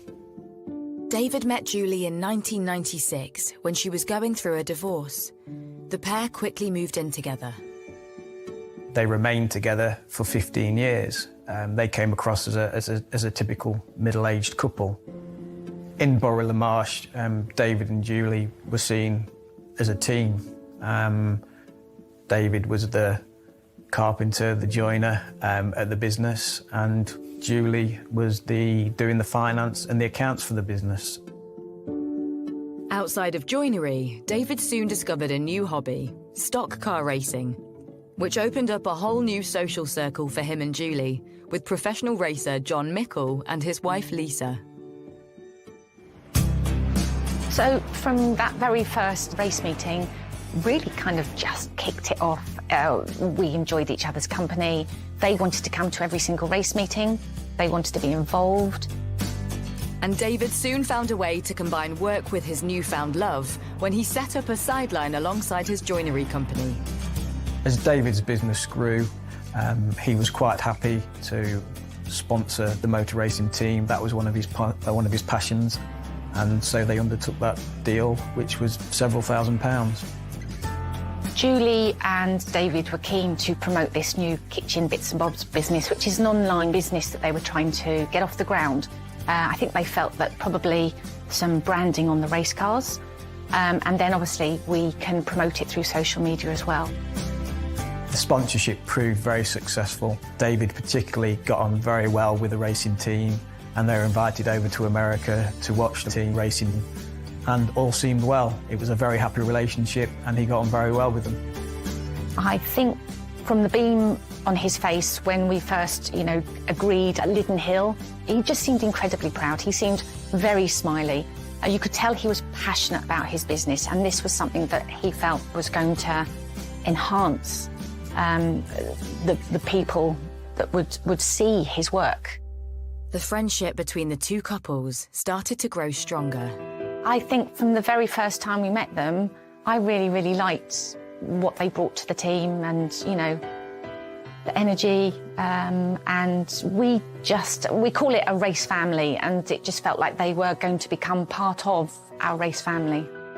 Julie wanted to be hands-on with me in the kitchen, while David was very quick to throw himself into the deep end with John on the mechanic side as well. They just got stuck in. It wasn't just about the racing anymore. They started to get quite involved. She wanted to be involved in the family life that we had as well. She would buy presents for my children, who were aged 4 and 7 then. They looked fondly upon her and David as well. So they became family friends. And it was Lisa Julie turned to in the aftermath of the tragedy of David's death. The very first time I heard about David was on Monday morning. I had a phone call somewhere between 7 and 7:30 in the morning from Julie. She basically was hysterical. She was shouting down the phone, "He's dead, he's dead." And I really didn't have a clue what she was even talking about. I didn't know who's dead. I said, "Julie, who's dead?" She said, David's dead. And I then tried to get some more information. What's happened? She said, a fire. So none of her sentences were very long. It was just words being thrown out at me. I said, a fire? What? There's a house fire? She said, no, workshop, fire, masked men, attacked.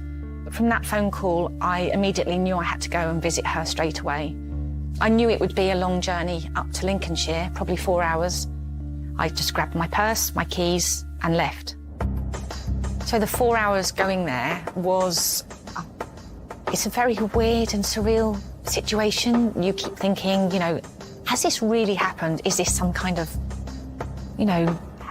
is this true? Is it real? I just can't get my head around it. It's an awful lot of information, hearing her so upset on the phone. And those words, he's dead, they just kept playing and playing in my head. When Lisa arrives at Julie's parents' house, she finds Julie in a state of shock. Julie was sitting and rocking in a chair. I was absolutely taken back when I first saw her because she had burns on her face. She told me that her and David, on the Sunday, had gone down to the yard, which is just a short stroll from the house, to lock up. That's all they were doing. They were going to lock up. She said that she had asked David to go into the storeroom to get a light bulb. And these 2 men wearing balaclavas, dressed in black and hoodies, had come into the barn, had locked David in the cupboard, and then had grabbed her. And that they had tried and force her towards this circular saw. I asked her how she got away, and she said, I just squirmed out of... She said, lucky I was wearing a hoodie. I squirmed out of it and ran.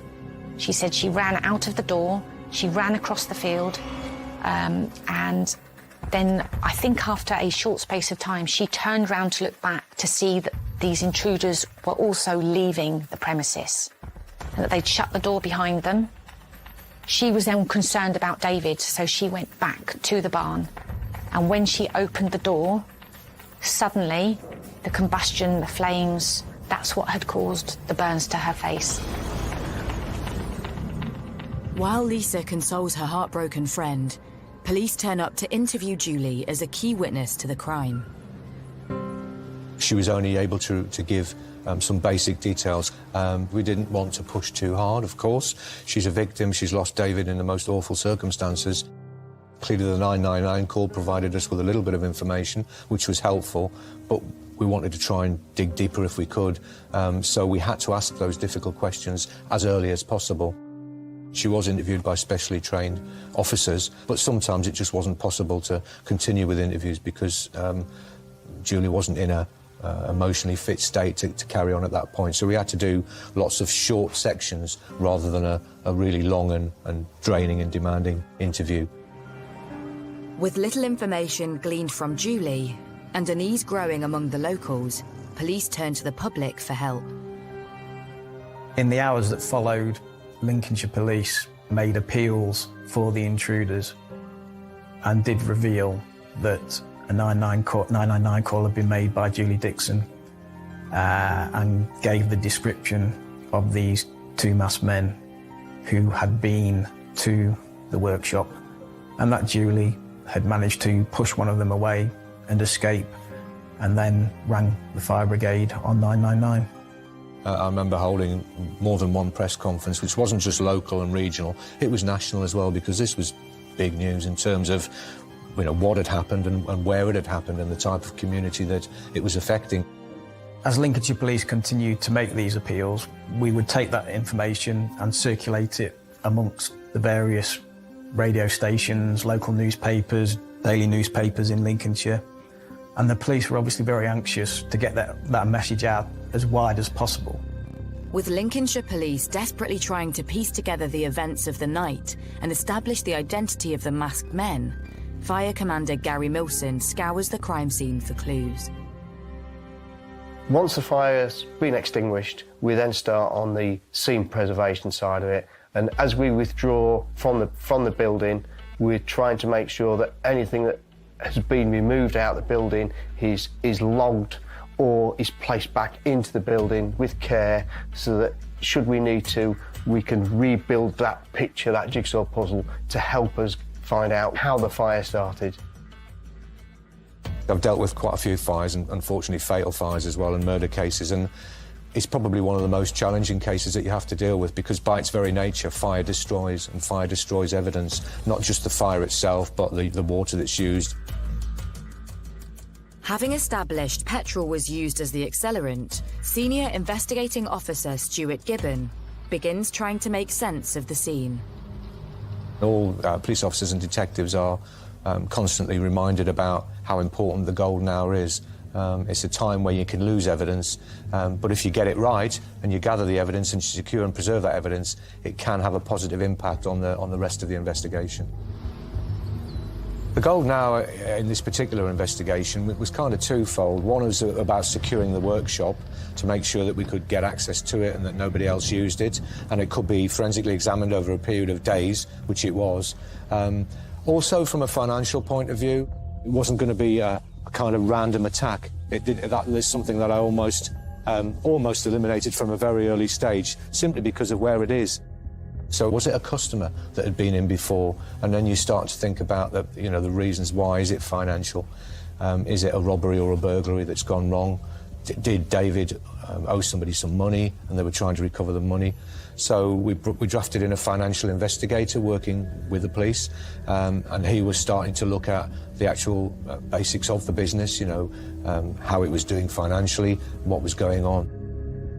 Could David have been targeted for money? Was it a revenge attack for a business deal gone wrong? Or something closer to home? So Julie did actually send me a few messages, and she called me quite distressed, probably a couple of weeks before David was killed. She did say that her telephone had been cut off, but then was restored again. She said that her electricity had been cut off, but restored again. She felt that someone was messing around with them. Aware that this information could be key to the investigation, Lisa contacts the police. So we had what are known as a POLSA team, police search advisor team, specialist search officers that did a kind of fingertip search in the parameters around the building. And actually they found something which appeared quite significant.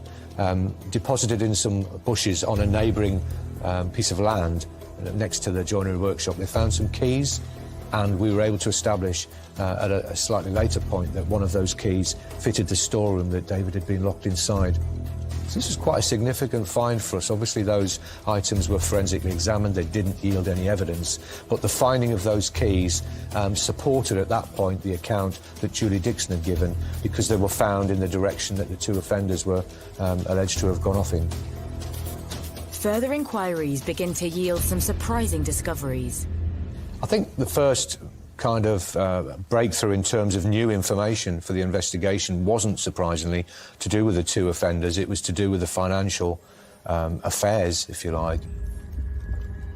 We'd been led to believe by the inquiries that we conducted that the business was in a good place financially, that David was doing well, and that the accounts were healthy. In actual fact, when we had a financial investigator start to look more closely at the accounts and the business, the opposite was true. They were in dire financial straits, on the verge, if not already, bankrupt, and there was some serious financial issues. Having been unaware of the financial issues at David's business, further inquiries throw up more concerns. The post that was going to the business was supposed to be going to David Twigg Joyner, who actually had been redirected to this garage. And that was quite a big point for us as well, because then that begs the question, well, why is the post being redirected? Who's redirecting it? And what lies behind that?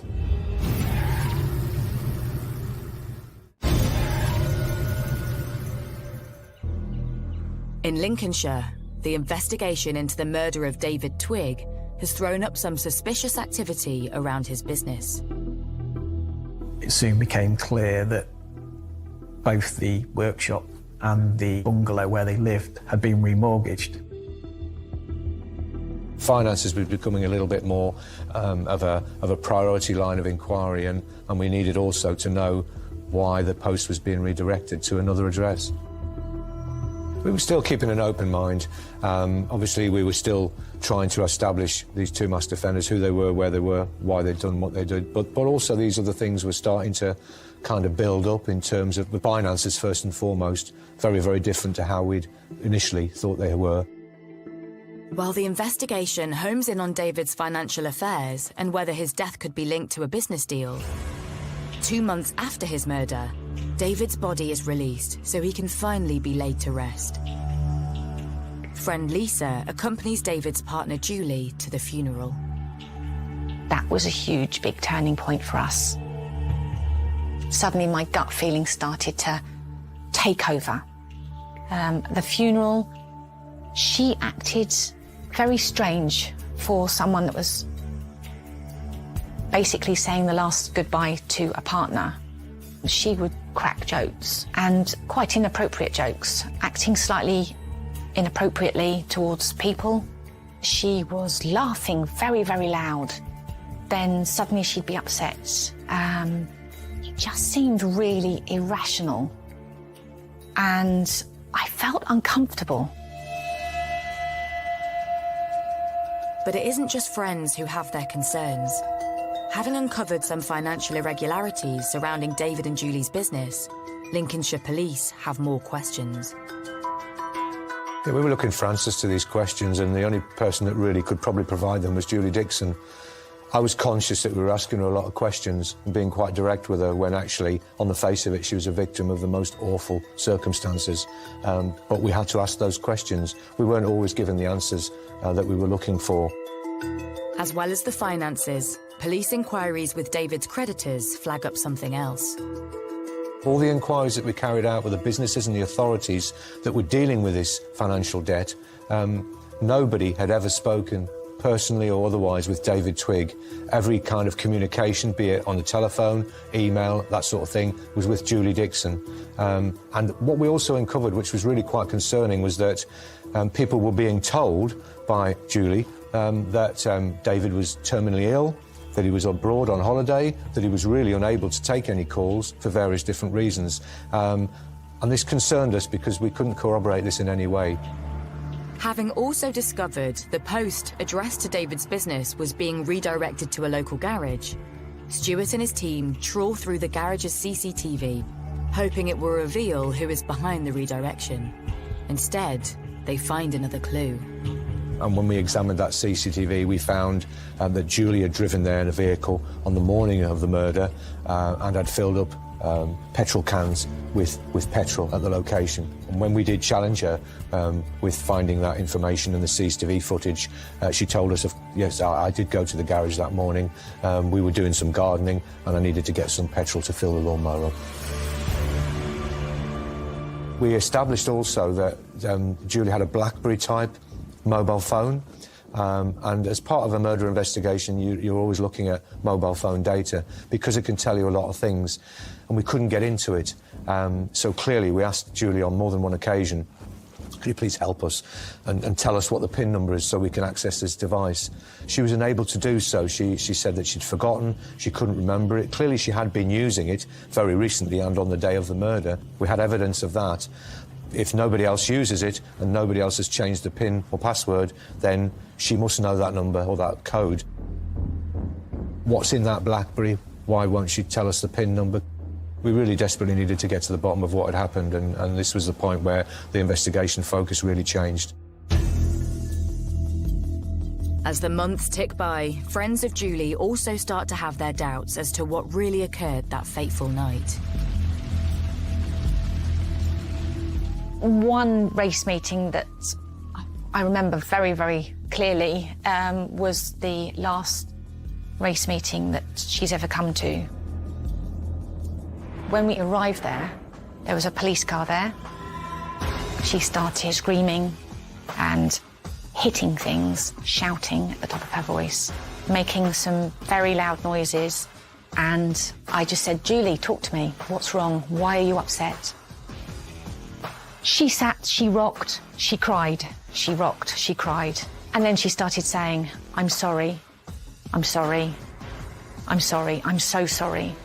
And I just said, what are you sorry for? Tell me what you're sorry for. She rocked, she cried, I'm sorry. And it was like a repeated process. She said nothing else, she did nothing else. While Julie spends a weekend away with friends, back at the investigation, forensic evidence starts to build up. Now, the account Julie gave was that the two men had come in, there'd been a tussle, she'd managed to get out of the place, and she'd gone to ring 999, and then she'd noticed them running out, the two offenders, and they ran off round the back, and she went back in to try and rescue David or find him, and as she opened the door, there was a flashback, and she was hit with the fumes from the fire and the explosion, and that was how she got the injuries. Actually, forensic evidence would say otherwise, and would indicate that it was what's known as a vapour cloud. When the petrol would be originally poured into the foyer and lit, as the petrol's ignited, the vapour cloud would ignite first, and anybody in that vicinity would get caught in that vapour cloud, and depending on the amount of vapour and the intensity of it, they may just get slight singeing and flash burns, or they could indeed get quite badly burnt. That seemed to be fitting more with the burns to Julie Dixon than rather what she was telling us, that she would open the door and it flared up. In fact, we considered it quite unlikely that she had opened the door and the petrol had flared up like that. Once it's lit, it's done that initial flare up, and it's unlikely that would happen again. There was a petrol can behind the door. Had she have opened the door right at the start of the fire, she would have moved the petrol can, so that evidence didn't add up. We also recovered from a forensic examination of the bungalow some very small hairs in the bathroom sink. Now again, on the surface, first viewing, not particularly relevant, but when we have those sent off to be forensically examined and we find out that they belong to Julie Dixon, those hairs, again, not particularly relevant, it's her bathroom, she uses the bathroom, there are going to be hairs. They were identified as eyelash or eyebrow hairs, but they were singed, they were burned. That put a kind of different slant on it as well. Finding burned eyebrow hairs revealed Julie had gone into the bathroom after the fire had started, knowing full well her partner was trapped inside a burning building, something which raises suspicion among the police. Not only that, but the fire investigators believe Julie could only have received her injuries if she'd been inside the building when the fire started. Julie Dixon had given various different accounts. She'd given us very little information. The more we tried to put to her, by way of questions, the more withdrawn she'd become at that point, and actually became quite defensive at various times as well. And it was at that point that I made the decision, based on all the anomalies and the significant findings, she was going to be arrested on suspicion of the murder of her partner, David.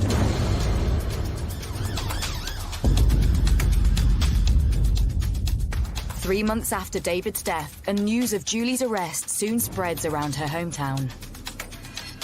Obviously, there had been a lot of anxiety and fright in the community about intruders being at large. So in some ways, the arrest of Julie put that to bed. But equally, there was also some anger that obviously they'd spent 3 months believing Julie's story.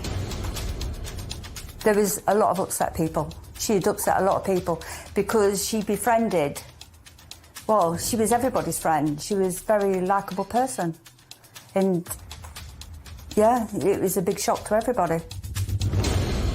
Julie Dixon is brought into the police station for formal questioning, this time as a suspect, not as a witness. I was prepared, I thought, for most things to come from that interview, including a no-comment interview, which is quite common. So we'd gathered together as a group, the interviewing officers, the SIO, the interview coordinator, to discuss what could happen.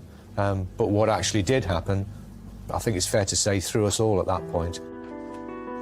She provided a prepared statement, and what it said in a nutshell was that this whole situation had been a suicide pact.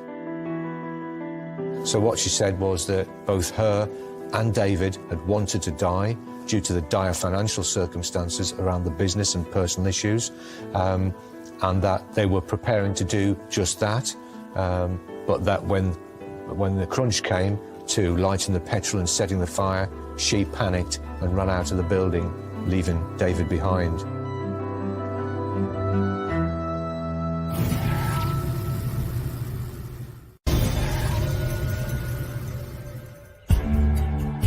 In Lincolnshire, police are questioning David Twigg's partner on suspicion of his murder. My initial thoughts were that if Julie was prepared to lie about two masked raiders and invent a story around what had actually happened, then what else had she lied about? In interview, Julie claims the fire was a joint suicide pact, but that she had panicked and fled. So police need to establish if there is any truth in her account. Let's go back and speak to friends and family. What sort of state of mind was David in? And actually, fairly quickly, it was established that he was in a good state of mind. He had no idea, we think, that the business was in such dire straits. He had no reason to die. There's no way that David in his right mind would do a suicide pact, because he loved life too much and he was enjoying it too much. You know, the weeks before he got killed, he was down with us, enjoying it, planning the next year, the next trips, where we were going. He would never had that in his back of his mind. So we knew for ourselves then that she was bonkers and she had done it, and she was now trying to get herself out of a murder. Suddenly, here we are. It's now a suicide pact. And who has a suicide pact but's locked behind a door that they don't have the key to, so they couldn't even change their mind if they wanted to? Poor David died on his hands and knees in a praying position, leaning against a door that was locked from the outside. That's not a suicide pact. With time running out to hold Julie Dixon without charge, Senior Investigating Officer Stuart Gibbon consults with the Crown Prosecution Service. So we clearly were very concerned about this prepared statement and just felt that it was probably another way of shifting focus. You know, we've had the masked offenders, they no longer exist now, so now we're going to go down the suicide pact, which is, interestingly enough, is a partial defence to murder, and if found to be true, could result in a conviction for manslaughter rather than murder. So that kind of made sense at that point. We had CPS working with us, so we could talk to them about the content of that prepared statement. They were already fully au fait with the evidence that we gathered that far. And the CPS lawyer was happy at that point that there was sufficient evidence to provide a realistic prospect for conviction. So the decision was made to charge Julie Dixon with murdering her partner, David Twigg. With Dixon charged with murder, police and CPS prepare for trial, And part of that means trying to establish a motive. Why would Julie want David dead? The main strands of evidence, really, I mean, there were quite a few bits of circumstantial as well, the petrol and the redirection of the post, but the main ones were really the finances. You know, we found out that they were in dire straits. What I think is that it was getting to the point where a warrant was issued for non-payment of fines. The bailiffs were going to turn up at the workshop at some point. That is the stage where David would become aware of the scale of this debt, in fact the debt existed at all maybe, and Julie Dixon could then hold that back no longer. That was where it was all going to come to a head. As well as discovering the couple were in serious financial trouble, police now had CCTV proving Julie purchased petrol on the day of the murder. But it's forensic evidence of a computer found in the couple's workshop which really helps build the case for the prosecution. We'd heard stories that she'd been Googling stuff on a laptop, claiming that David had been Googling stuff. How do you commit suicide with it being undetected? She was Googling on her laptop how to poison someone with cakes and how to get away with murder. As the trial approaches, Julie Dixon changes her story yet again. Things kind of changed a little bit again when Julie Dixon then started to say that it wasn't a suicide pact. Actually, David did want to die, and she was just trying to help him along, basically. So she's trying to remove herself even further from any kind of blame whatsoever. You know, it was David's idea. David wanted to do it. I just kind of helped him. Things had changed hugely since the first 999 call to the emergency services, but we felt we had a strong case.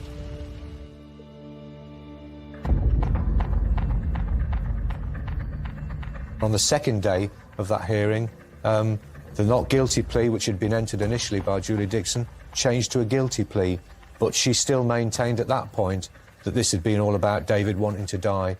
That's what the defence was putting forward, whereas our defence was cold-blooded, premeditated, pre-planned murder.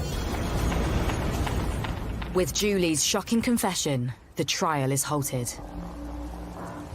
Once Julie Dixon had admitted her guilt and pleaded guilty to David's murder, the role of the jury was no longer needed, but then falls to the judge to decide on what basis he believes her plea and on what basis the killing was carried out. So this is what is called a Newton hearing, and the judge hears evidence from all the parties in the case, and it's in the judge's role to decide how the murder was carried out effectively.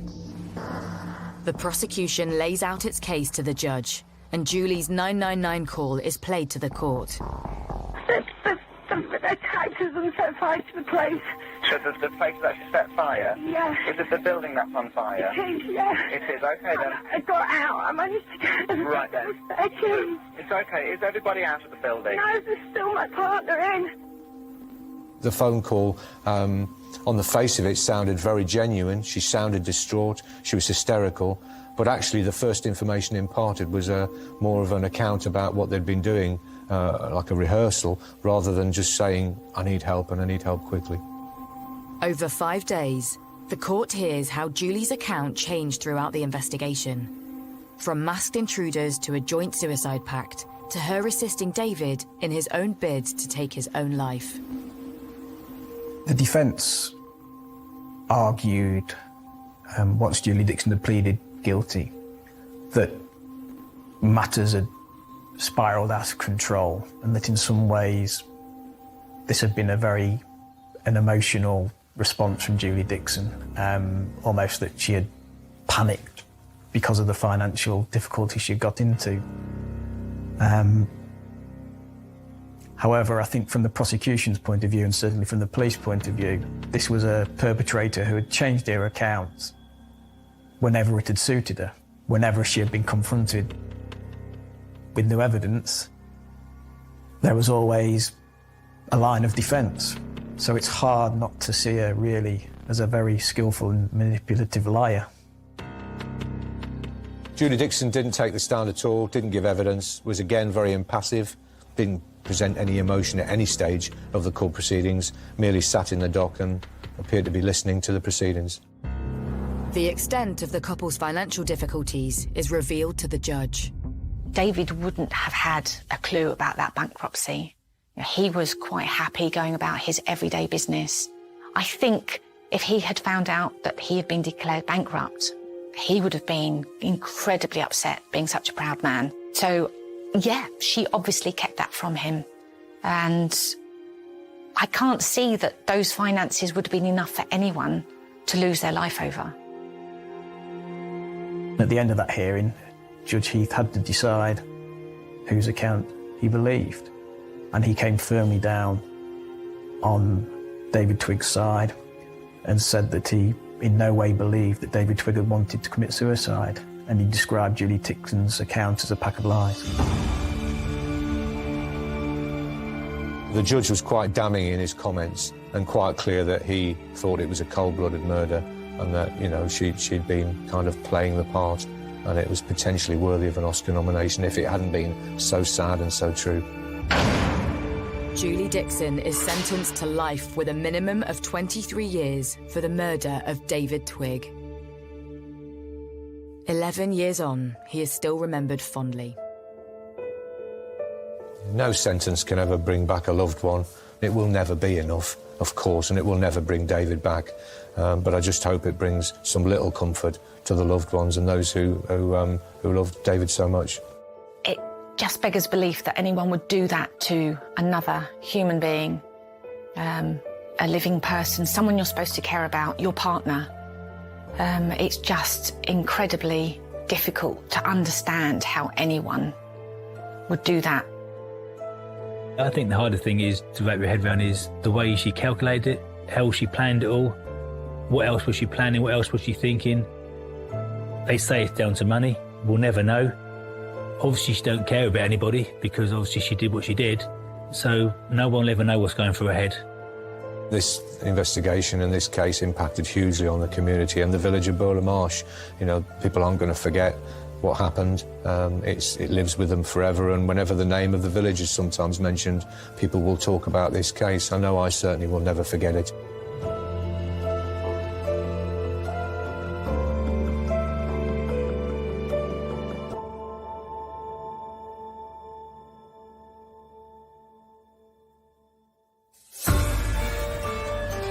When a routine call to a house fire turns into the biggest murder investigation in Welsh history, you know you're in for a chilling ride. New Murder in the Valleys starts Wednesday at 9.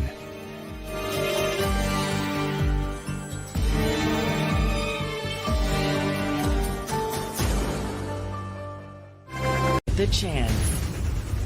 Sandy was one of these once-in-a-lifetime storms. One of the worst storms that has ever hit. It is chaos. Everything was completely devastated. I'm frantic because I'm not hearing anything. This is Sean. And that's when they uncovered this body. There's a body over here. Was he a victim of the storm? He had been partially buried. There was a lot of flooding, a lot of debris. Had he been killed in its chaotic aftermath? Everything was off-grid. Emergency services, police. Conditions like that, people get very desperate. You said you had something for us? Or did the hurricane provide the perfect cover for a killer? Yeah. There was a lot of tension in the home. I'm a killer! Jealousy can lead people to do ugly things, breaking every bone in his body. Something horrible happened inside of that apartment. The evidence, it's there. You just have to find it.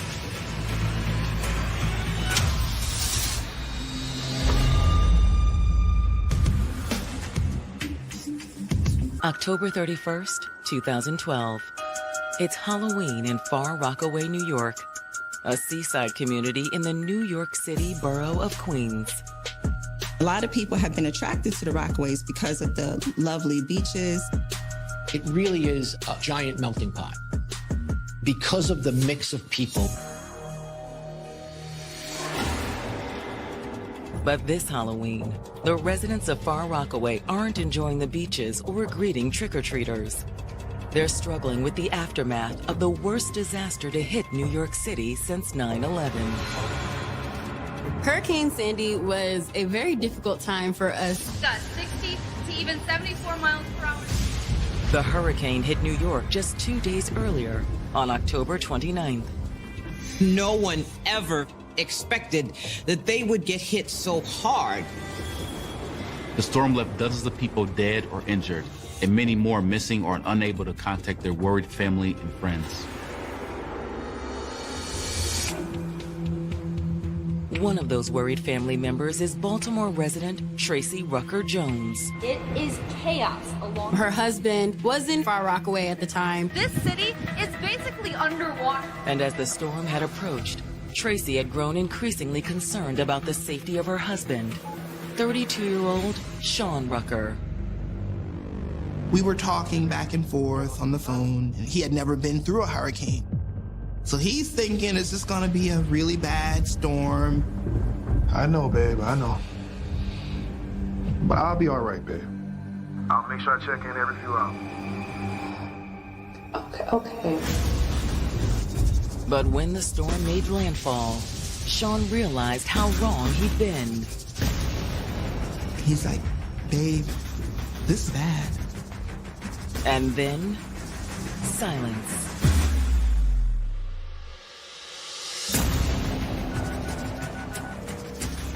This is Sean. I'm frantic at this point. Got 60 to even 74 miles per hour. This is Sean. Leave a message.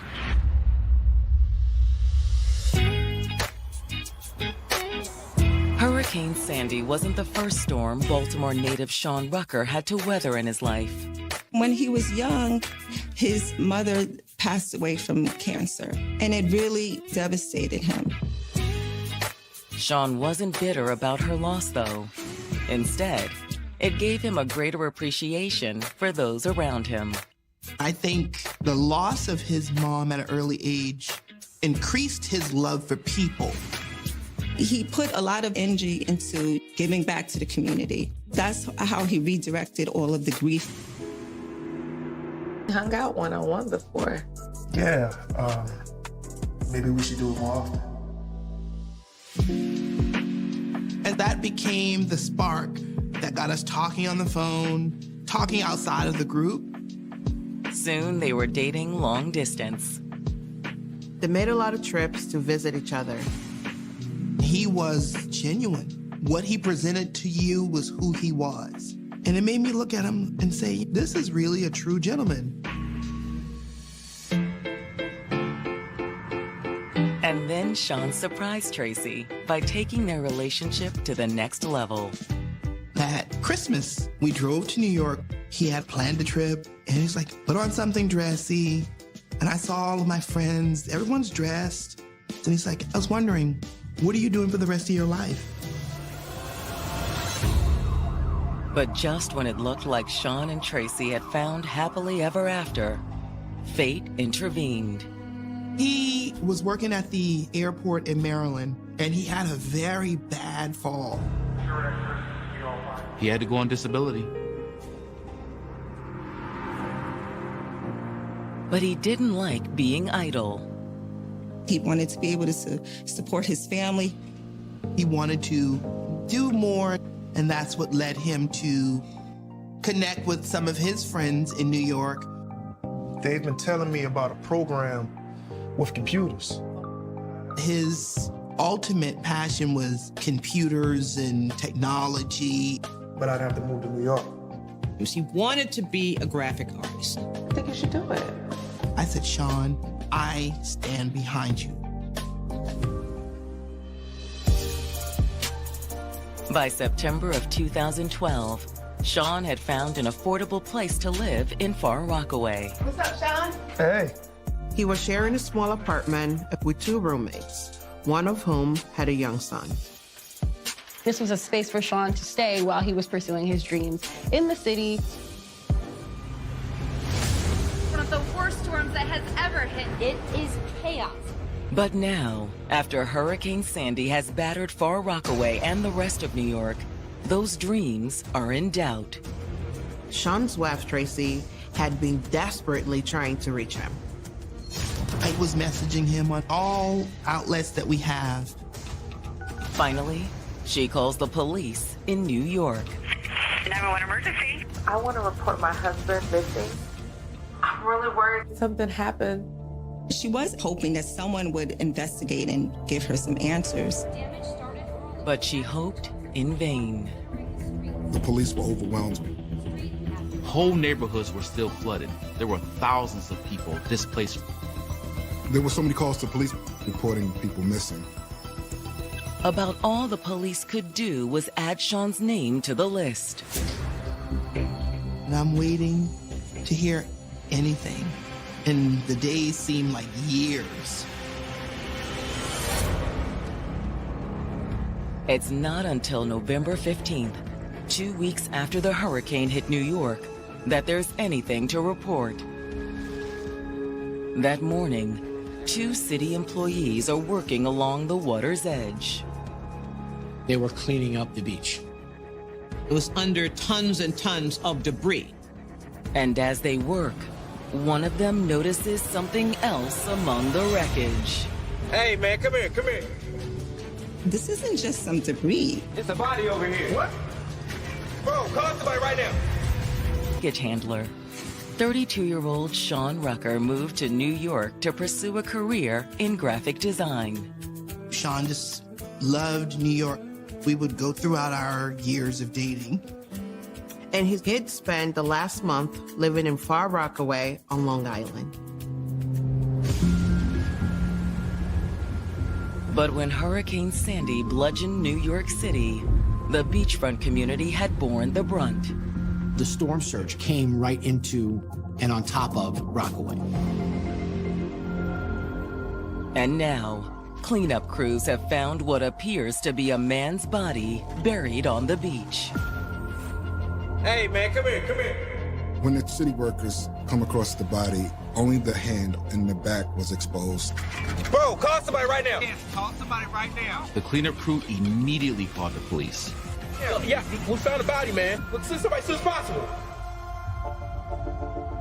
When police arrive at the scene, their first thought is that another victim of the storm had washed up on the beach. I need a corner in my location. The waves were about 12 feet high, and so it was very possible that someone could have gotten covered up by the sand. But when the coroner begins to remove the body, it's soon evident the hurricane hadn't killed him. His arms were tied with what seemed to be a bed sheet. His legs are partially encased in a garbage bag. This wasn't just an accident. Hey, guys. The man had been murdered, brutally. We need to get major crimes out here. There's significant blunt force trauma to his head and stab wounds on the body. And one of the victim's legs was all but severed. For the moment, police have no idea who killed the man or when. I need major crimes in my location. Being that it was cold weather, decomposition had slowed down quite a bit.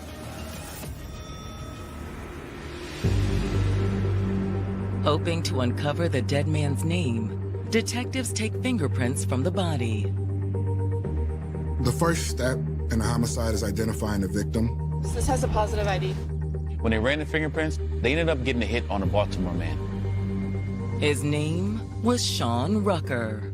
Sean's wife had reported him missing. At this point, cops realized this was the same man that they received a phone call for a few days prior. Detectives contact Tracy Rucker to make the official notification. Hey, this is Tracy. I have some bad news for you. I think we found Sean. The news that Sean had been murdered took her completely by surprise. It's like, oh my gosh, someone tried to rob him. That's what I was thinking. Because, you know, he wasn't a street person. So it would be highly easy for him to fall into the wrong group of people. Tracy isn't sure who those people might be, but she gives the detectives a place to start. She gave them the address where he was residing and the people that he was residing with. One of the names that Tracy gave cops was Alicia Stewart. So sorry for your loss.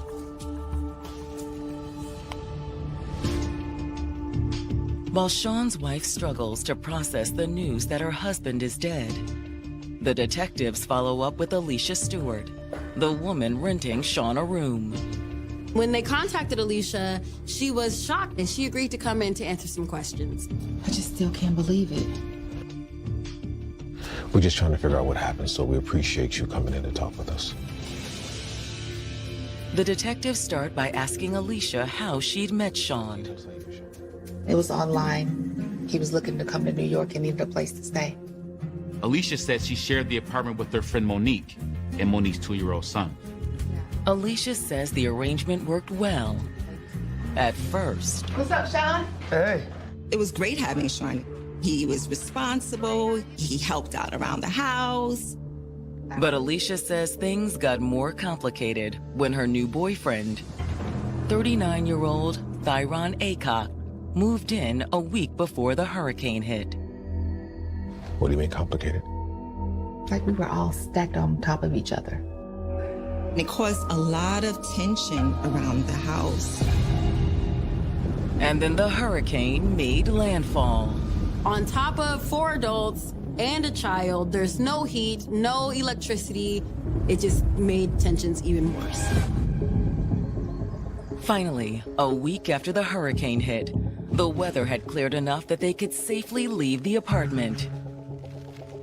Alicia and Monique decided, let's just get out of the house. Took the baby to the park. They left both Thyron and Sean in the home together. Alicia said they spent about an hour in the park. Hey. Hey. Where's Sean? When she got back, Sean was no longer there. Do you know where you went? I asked Thyron, but he didn't know either. All he said was, Sean packed up all his stuff and left. Where you going? I just gotta get out of here. He just decided to up and leave.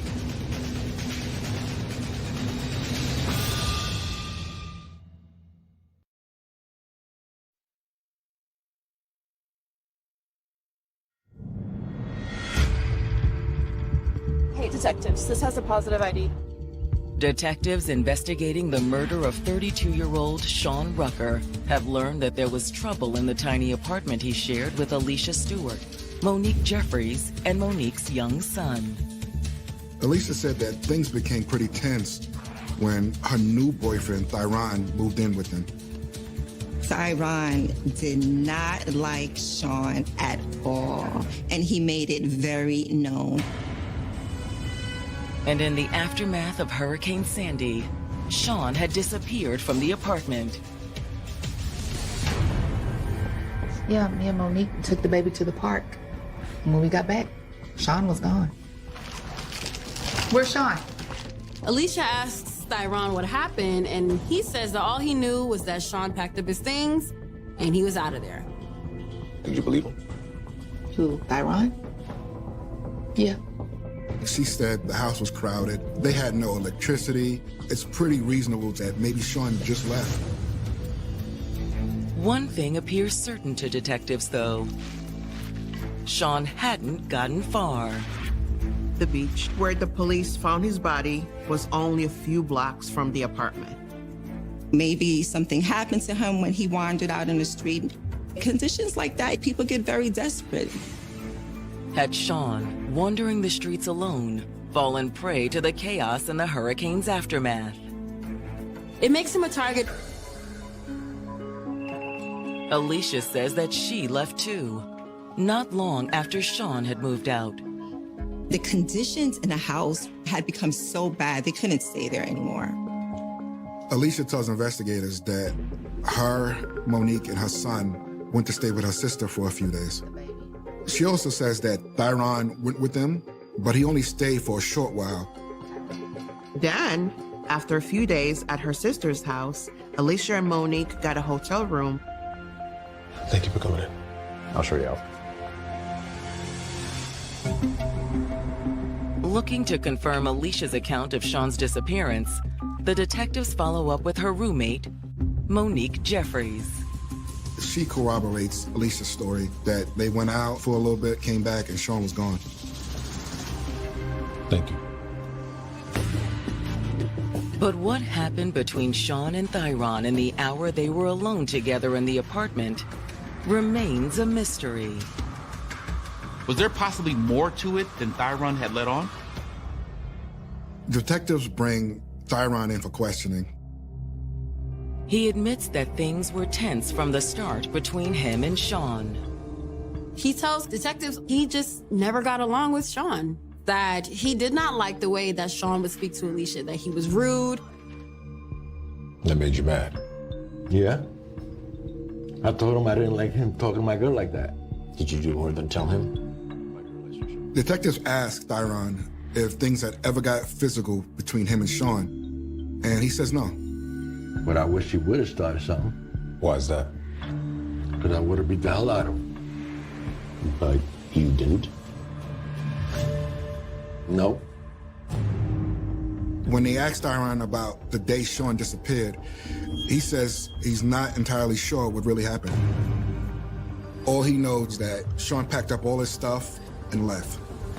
And you didn't think that was odd? I was just happy to see him go. Thyron says he and the others had abandoned the apartment soon after Sean. They all went to Alicia's sister's house to stay with her, but he didn't stay long because he and Alicia's sister do not get along. When the detectives follow up with Alicia's sister, she confirms everyone's account of the timeline. Hello. Alicia, Monique, and Thyron all came to stay with her on November 7th. She also confirms that she and Thyron didn't get along. Why is that? Because he was always rude to Alicia. Always talking down on her, arguing with her about every little thing. It was almost exactly what Thyron had said about Sean. Alicia's sister also tells detectives that Thyron didn't just leave. She pretty much kicked him out. You were glad to see him go. Yeah, that guy was trouble. She said, I didn't feel safe with him here. But then she says something that really grabs the detective's attention. Alicia's sister told them she'd asked him to leave because Rucker's murder had begun to suspect that Thyron Aycock may have had something to do with his death. Thyron had recently moved into the apartment that Sean shared with a woman named Alicia Stewart and her friend Monique Jeffries. From Thyron saying that he would have gotten violent with Sean if he had the opportunity. And also from Alicia's sister, who says that he threatened her. Police are starting to paint a picture about who Thyron is. At that point, the detectives said, we need to look into this. They start by pulling his arrest record. He had 3 felonies and 23 misdemeanors. This is a man that had a very violent history. He's also the last person known to have seen Sean alive. Thyron alleged that Sean just packed up and left. But given Thyron's violent history and his animosity towards Sean, the detectives are left wondering, was Sean alive when he left? Thyron Aycock did not like that this other guy was around. When the detectives receive the results of Sean's autopsy, they point to a killer with a personal motive. Sean had been bludgeoned numerous times. The medical examiner believed that the trauma wounds came from a hammer. Sean had also suffered multiple stab wounds. Whoever did this definitely wanted this man to suffer. The autopsy also reveals that the injury to Sean's thigh occurred post-mortem. Somebody was trying to dismember his body. There were saw marks on the bone. But had Thyron done the cutting? Looking for the answer, the detectives get a warrant to search Alicia's apartment. In the apartment, detectives discover a bunch of clothing and a knife with dry blood on it. There's also a saw that looks to have some dried blood on it. There was no sign of a hammer, which the medical examiner believed was the murder weapon. However, the detectives do uncover one final piece of evidence that appears connected to the crime. Detectives find a fitted sheet that matched the sheet that was found wrapped around Sean's arms when he was discovered. While the crime scene tech bags up the knife, saw, and other items for forensic testing, the detectives conduct a canvass of the surrounding apartments. But because of the aftermath of the hurricane, most of the apartments were empty. However, detectives suspect they already know two people who heard or saw something. Given the brutality of the attack and the attempt to dismember the body, the detectives didn't believe Thyron had time to clean up and move the body before Alicia and Monique got back from the park. Suspecting Alicia and Monique no more than they're admitting, detectives bring both women back in for another round of questioning. Detectives wanted to put a little bit of pressure on them. But even when pressed by detectives, both women insisted they don't know what happened to Sean.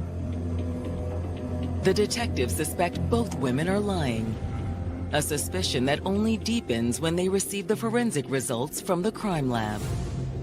Forensics confirmed that the blood that was on the knife and the saw does belong to Sean.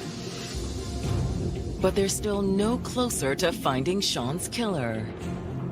They found all this evidence, but it only proved that Sean was killed in the apartment he was living in. Despite that, the detectives remain convinced that Thyron killed Sean. Unfortunately, they didn't have any hardcore evidence linked to Thyron. They weren't able to arrest him. By the end of 2013, the case goes cold. It's frustrating when you know who's responsible and you just can't find the evidence. But that's what being a good police officer is. You have to find it. Sean's wife, Tracy, is just as determined to bring his killer to justice. I was keeping things in the loop, having petitions signed, having my friends contact the police department, put pressure on them. The effort goes nowhere until 2019. Investigators had discovered that Thyron was in prison for an unrelated case. He was about to get released. So they figured they'd give a fresh look at the case. They start by reaching out one more time to Alicia. Being that Thyron's in jail, you kind of have leverage in terms of talking to Alicia because he can't retaliate. She might give detectives a new story. 7 years after Sean's murder, the detectives give Alicia a call. Hello? I don't know if you remember me. I'm one of the detectives that worked on the murder of Sean Booker. She is taken by surprise that this has resurfaced. That happened so long ago. I thought it was over with. But then it's the detective's turn to be taken by surprise. Is there a time we can meet? She tells them that she may have something they might want. And detectives believe killed Sean and buried his body on a Long Island beach sits in prison. He was in jail for an unrelated charge. And he's about to be released. But have the detectives found a way to keep him behind bars? I'm not sure if you remember me. I'm one of the detectives working the murder of Sean Booker. When the detectives reached out to Thyron's old girlfriend, she asked for a meeting. I have something I want to show you. She had something that they would be interested in. The detectives arranged to meet Alicia the next day. Alicia went down to the precinct and she had a brown paper bag with something in it.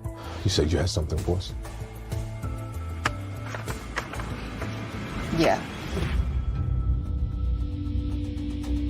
She pulled out this hammer.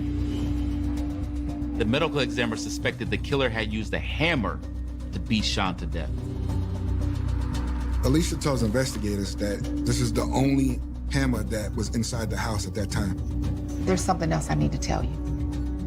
However, The hammer isn't all that Alicia has for the investigators. She's also brought a new story. It don't matter if you're married. What are you talking about? I just Sure live you're here. looking at. Alicia told investigators that actually Sean and Thyron had been in an argument before her and Monique had left to go to the park. I got tired of listening to them argue, you know. Sure. She just told them, look, you need to just settle this. When you got back, Sean wasn't there. Yeah. Alicia maintains that she doesn't know what happened to Sean, only that Sean was gone by the time she returned. However, detectives suspect Alicia is still holding back. They still doubted Thyron could have cleaned up the crime scene and disposed of the body in the short time Alicia and Monique had been at the park. And if that's just the hammer that was in the house, why didn't they find it back in 2012? Hoping to fill the gaps in Alicia's story, the detectives reach back out to Monique Jeffries, Alicia and Sean's other roommate. Again, she basically corroborated what Alicia had already given them. However, she also provides a significant new detail that Alicia didn't. She does add that when they left, You better back up. one man had a knife in his hand and another had a hammer. We're gonna settle this right now. Monique tells investigators that she really doesn't remember who had the hammer or the knife, but she does remember one thing particularly. Thyron did tell Sean that he was going to kill him. But is it enough for an arrest? They had to send the hammer to the lab for forensics testing. And they were able to confirm that the diameter of the hammer was consistent with Sean's wounds. Despite that, the lab can't prove that the hammer was the murder weapon. The lab was not able to detect any of Sean's blood or DNA on the hammer. So the detectives bring Alicia back in and confront her about the hammer. She swore it was legit. And once again, Alicia gives them a new lead. She says that they should speak to a woman named Danielle Ross. Alicia tells investigators that Thyron admitted to Danielle that he had indeed killed Sean. Hoping that Danielle could finally give them the break they need, detectives bring her in for an interview. She corroborates Alicia's story and tells them that Thyron did confess to her that he killed Sean. He also told her why he did it. He was jealous. Jealous? Of who? He thought Sean was trying to get with Alicia. The detectives believe Danielle is telling the truth about Thyron. But will it be enough to convince a jury? What the detectives need is to get the confession from Thyron's mouth. And since Thyron is still in jail on the unrelated charge, there may be a way to get it. Prison phone calls are always recorded. And he maintained contact with Danielle. Soon after talking to Danielle, the detectives start monitoring Thyron's calls from jail. And sure enough, he reaches out to Danielle. Hey, D, how you doing? How am I doing? How do you think I'm doing? Danielle tells him that detectives have been reaching out to her about him and it's stressing her out. You know, makes me wonder what else you're capable of. I'm capable of protecting the people I love. Danielle replies to Thyron, really? Caving someone's head in with a hammer and stabbing them is protecting people? Breaking every bone in his body? Confronted about what he's done, Thyron doesn't exactly deny it. He only told Danielle to stop exaggerating. I didn't break every bone. Thyron says that somebody must have did that after the fact. NYPD detectives have Thyron Aycock on tape, essentially admitting that he murdered Sean Rucker 7 years earlier. You know, makes me wonder what else you're capable of. Thyron was in jail on an unrelated charge, and his friend Danielle had called him and let him know the police had been asking her about Sean's murder. On the recordings, they heard him basically admit to killing Sean. He said it was because he thought that Sean and Alicia were messing around. I still love her, you know. You think she still loves you? Danielle pushes further and asks Thyron, what will happen when Alicia pushed you under the bus? And Thyron replies, she can't. Detectives aren't so sure. After listening to the jail calls, they bring Alicia back in for yet another round of questioning. Daniel's comment about Alicia throwing Thyron under the bus sure sounded like she knew more about the murder than she'd admitted. They asked Alicia over and over again, is there anything that we're missing? I already told you everything that I know. You sure? Monique told us that Sean and Tyrone were fighting when you left the apartment. Finally, Alicia caves to the pressure. All right. There was a fight. She wasn't quite sure which one had the knife and which one had the hammer, but she knew that something was going to go down. She said when they got back from the park, she initially thought she'd been mistaken. Where's Sean? Thyron told her that Sean had left. But as she soon discovered, that was a lie. That night, Alicia and Thyron snuck into the bathroom to have sex. Because with so many people in the apartment, the bathroom was the only place with any privacy. Wait, what's that smell? It was coming from the bathtub. She pulled the shower curtain back and found Sean's body. What did you do? That got a little out of hand. Out of hand? Out of hand? Yeah. You gotta get him out of here now. She told police, I was frantic, I didn't know what to do. So she went back to the bedroom and left Thyron to deal with the body. Eventually, he came up with a plan. Later that night, while Alicia was laying in bed, she did hear the sound of a saw. But dismembering the body wouldn't work. He was going to get rid of it another way. Alicia says Thyron took the stroller Monique had for her son, loaded the body onto it, and wheeled it out. Did Thyron tell you where he was taking him? I didn't want to know. I just wanted him gone. I was scared. Alicia also says she was afraid to tell anyone what had happened. If Thyron was willing to kill someone in her apartment, what do you think he would have done to her? But now, 7 years later, Alicia has finally given detectives everything they need.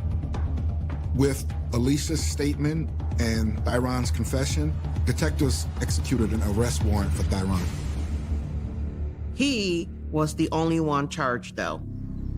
The district attorney granted Alicia and Danielle immunity in exchange for testimony against Thyron. Thyron Aycock goes on trial for murder on February 3rd, 2022. I honestly didn't think that resolution would be found in my lifetime. I never thought that I'd be sitting across from the man that took him away from me. The prosecutors begin by explaining the tense dynamic inside Alicia's apartment in the days leading up to the murder. The prosecutors alleged that Thyron believed that something was going on between Sean and Alicia. And after spending several days cooped up together on account of the hurricane, things have reached a boiling point. Yo, I want you out of here. I was here first. I swear I'm gonna kill you. Look! As the argument intensified, Alicia and Monique took her son to the park, telling Sean and Thyron things better be sorted out when they got back. You heard her. We're gonna settle it right now. You better back up. The fight broke out as soon as the women left. Evidence indicates that Thyron quickly got the upper hand. 1 or 2 hits to the head, and Sean was on the ground. Then Thyron grabbed the knife and finished what he'd started. The prosecution's theory fit with the injuries Sean suffered. Prosecutors contend that Thyron stashed Sean's body in the bathroom right after he killed him. Alicia takes the stand and tells the jury that's where she found Sean's body later that night. The prosecutors also had Danielle's testimony and the jail call she made with Thyron. And when the jury returns with its verdict, there's no doubt that they believe Alicia and Danielle are telling the truth. They find him guilty of second-degree murder. Thyron is sentenced to 25 years to life in prison.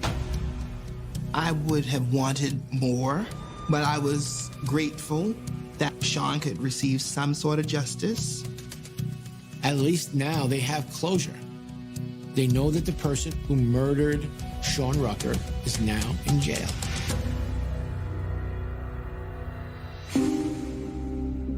But even justice can't bring back a loving husband who, like so many others, followed his dream to New York City. They could have a real future together, a happy family, and have a happy ending. Love can be a dangerous game. When someone is dishonest, when they toy with your emotions, desperation can sink in. And you'll do anything, to anyone, to keep that love of the world. The beginning of a whole new type of love. One that's pure, one that's true, one that's full of possibilities for you and your partner. But what if finding that love meant taking it away from someone else? What lines would you cross? What bonds would you break? For a love so strong, so perfect, it couldn't possibly be real. January 13th, 2017. It's 4 a.m. in Walterboro, a town of 5,000 people perched on the edge of the South Carolina Lowcountry. It's a little small community, very tight-knit. Everybody knows everybody. It was almost tucked away from any sort of outward problems and some of the issues that affect bigger cities. That is, until one neighborhood in this quiet community is awakened unexpectedly by a slew of flashing lights as police descend on a modest home on Lemax Street. You saw all these police cars come up like they were going in there to get Jack the Ripper or somebody. Police were surrounding this tidy little white house that had what everyone thought was a picture-perfect family. And you knew that somebody had did something wrong. The home belongs to 51-year-old Gloria Williams. What's brought police to Gloria's home? And what will they find inside? It was quite shocking. She was your average soccer mom, active in the community and in her church. People were saying, how could this happen? I was just amazed, shocked, heartbroken, everything all at once.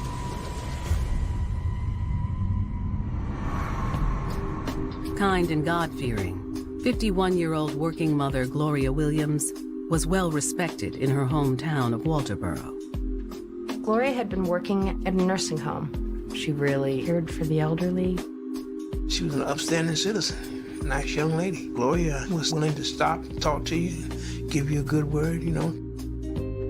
She thrives on church every Sunday or Bible study every Wednesday. This faith-driven life fostered this great environment for her family. Relationship that started some 20 years earlier. Rewind to 1997. That's when Gloria, then 31 and recently divorced, crossed paths with handsome 25-year-old Charles Walker. Charles was fairly attractive, appeared to be a pretty decent guy. Charles presented all the qualities that she felt like she needed in a man. Support, comfort, and that strong male influence. With one failed marriage already behind her, Gloria longed for someone to make her feel whole again. Here he comes, the knight in shining armor, and it relieves that loneliness, that need for that unconditional love. Gloria's desire to be loved and accepted was so strong that she jumped headfirst into the relationship. Though Charles had a bit of a checkered past, Gloria didn't let it stand in the way of her feelings for him.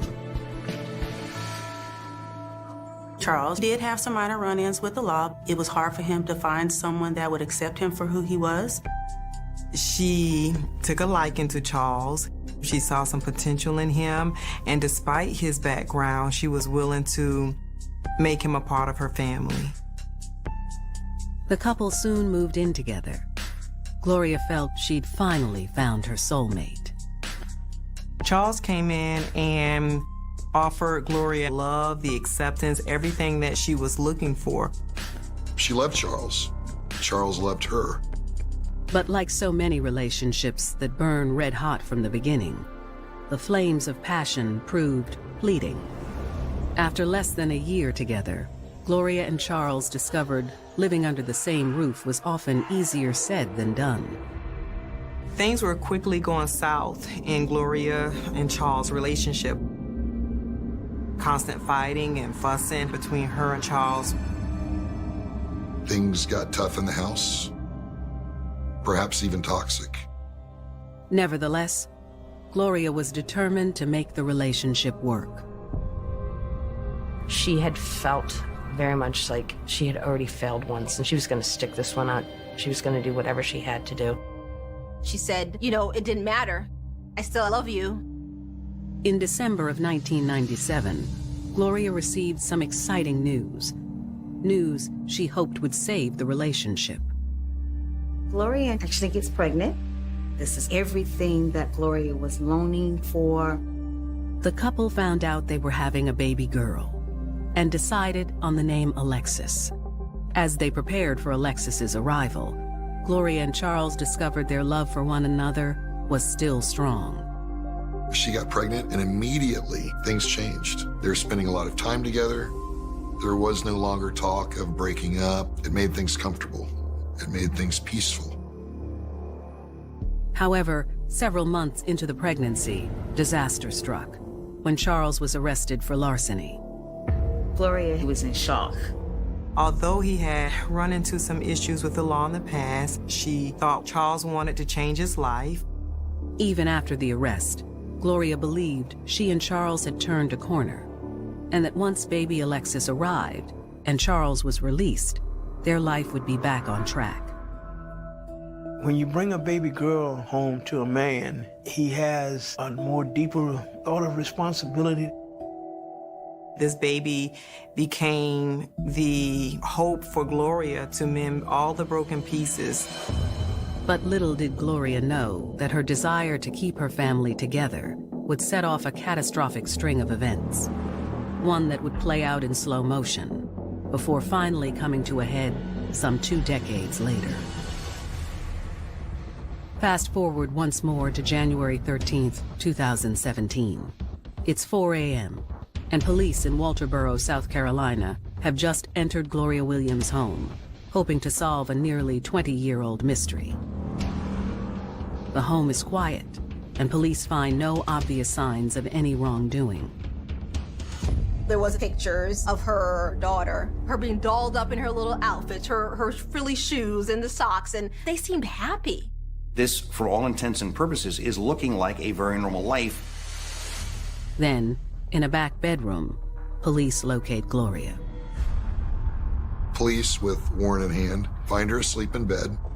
Officers ask her where they might find her 18-year-old daughter, Alexis. Gloria tells police that Alexis is sleeping over at a friend's house. At that point, the officers place Gloria in handcuffs and inform her that she's under arrest.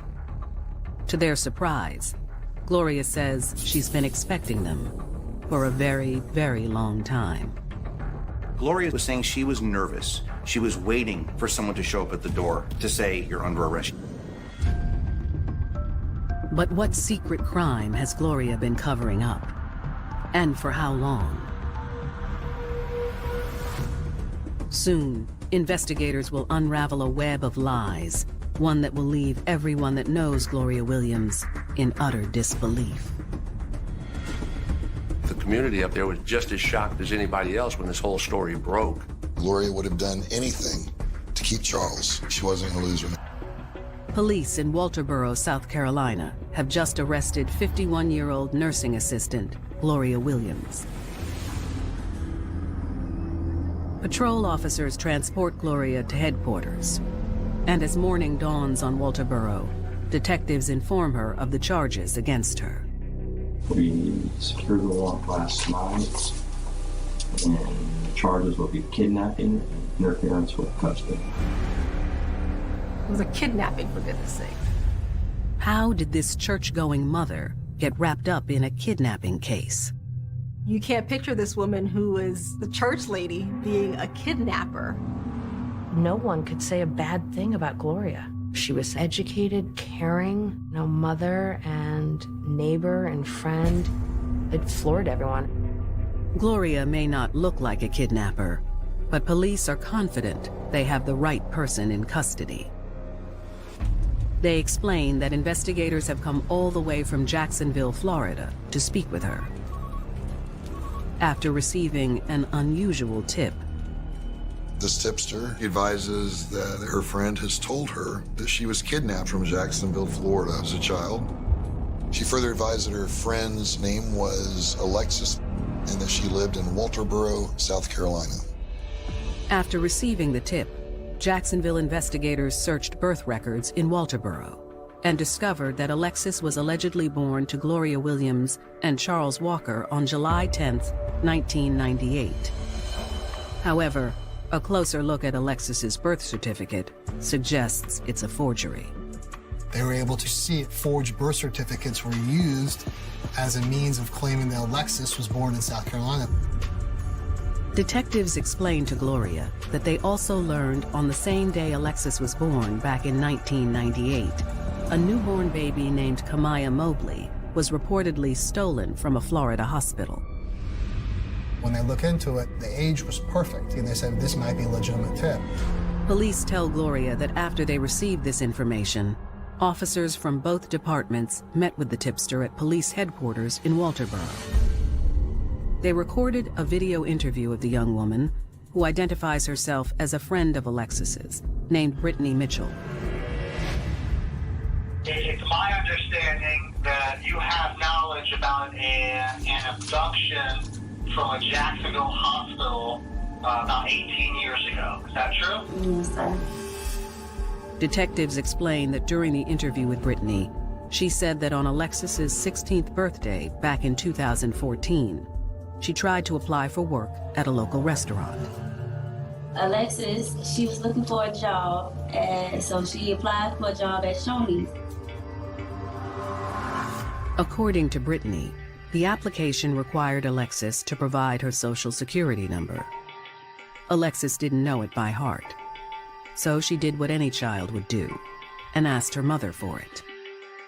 Gloria Williams at that point said, I have to tell you something. She said, you don't have a social security number. 16 years ago, I walked into a hospital in Jacksonville and stole you. Gloria had to sit down and tell her something that she'd been holding inside for 16 years. And she took a phone and pulled up an image of the flyer of a missing baby, flyers that had been displayed all over Jacksonville in 1998. Brittany said that initially, Alexis had no idea what to make of her mom's story.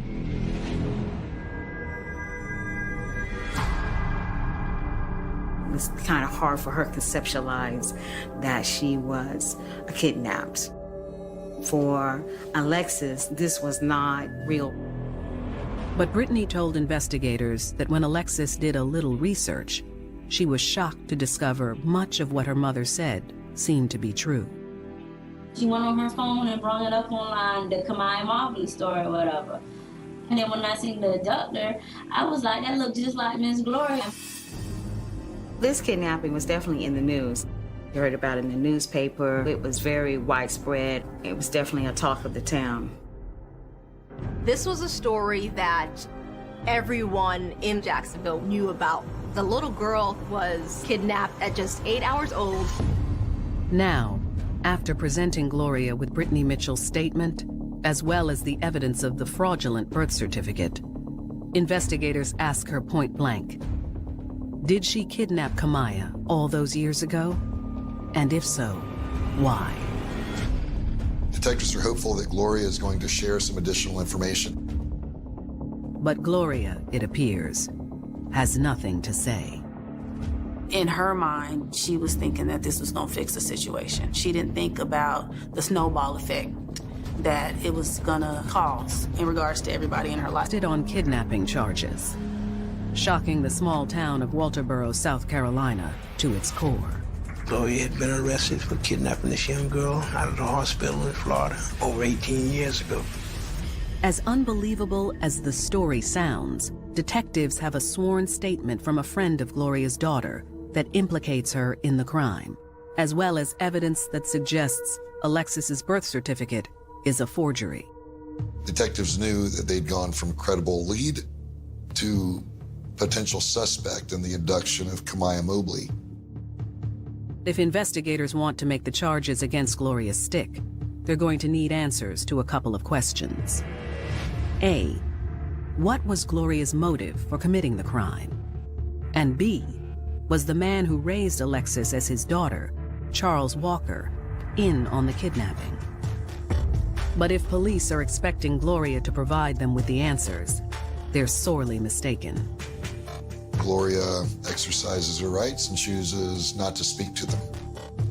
In an effort to get Gloria to open up, detectives paint for her a picture of the events on July 10, 1998, and the horrific toll Gloria's alleged actions took on one young, first-time mother. It started around 3 p.m. We heard some chatter over the scanner telling us that there had been a kidnapping, and it was at University Medical Center. Police arrived to find 16-year-old Shannara Mobley outside her hospital room in a state of panic and confusion. Shannara is struggling, going down the hospital hallway, screaming. She was just screaming, "Where's my baby? I want my baby." You could hear the sadness, the anger in this young lady's voice. Police raced to secure the exits. The first thing was to seal off the area in hopes that we had the person contained within the hospital. Unfortunately, it was too little too late. By the time law enforcement got there, the woman and child were gone. In search of answers, Jacksonville police interviewed Shannara. She tearfully explained that her baby girl was named Kamaya, and that unfortunately, the baby's father couldn't be there for the birth. I was in jail at that time. They say, your daughter was born Kamaya Mobley, and I was so happy.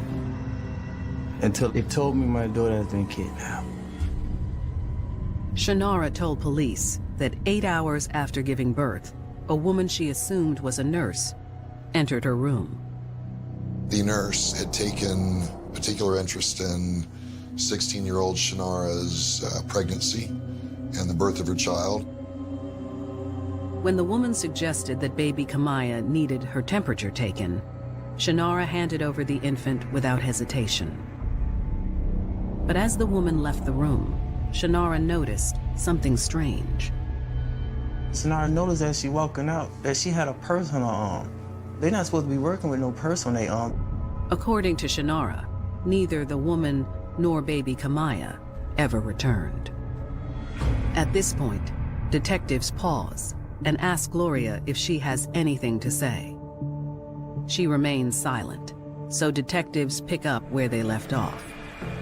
According to the incident report, after speaking with Shannara, Jacksonville detectives reviewed hospital surveillance video. The footage, along with several eyewitness accounts, placed a woman with a purse exiting the hospital around 2:57 p.m. I seen this lady. She had a smock with flowers, and she came right, past me. They see her walking through the halls, carrying a large purse. This nurse just walked right out of the hospital with that baby. Police believe baby Kamaya was inside the purse. We realized that the baby was gone. Now it was a question of getting it out publicly and having the public also assist us in trying to find Kamaya. On the evening of July 10th, 1998, Jacksonville police released a sketch of the woman, and the entire city went on high alert. It became one of the biggest manhunts that we've had in the city. Joining in the search efforts was Craig Aiken, baby Kamaya's father, who was out of jail and armed with a new mission in life. Every day went by, I thought they was gonna find her the next day. But I had to keep my sanity because I had to find my daughter. I could not lose my mind. But it was an impassioned plea from Kamaya's mother, Shanara, that broke the hearts of everyone in Jacksonville. Please, bury my baby. I mean, how you think I feel? I'm only true enough. I'm only 16 years old, but that's my first child. Over the next several weeks, hundreds of tips poured in, but they all proved to be dead ends. As time went on, the trail got colder and colder. Detectives explained to Gloria Williams that over the next several years, while she and Charles celebrated every July 10th with a party for the daughter they called Alexis, Kamaya's real parents marked those days with a far more heartbreaking tradition. On July 10th every year, Shanara would get a birthday cake. And she'd cut a slice for herself, and she'd cut a slice for her little girl. And she'd wrap it in cellophane and put it in the freezer.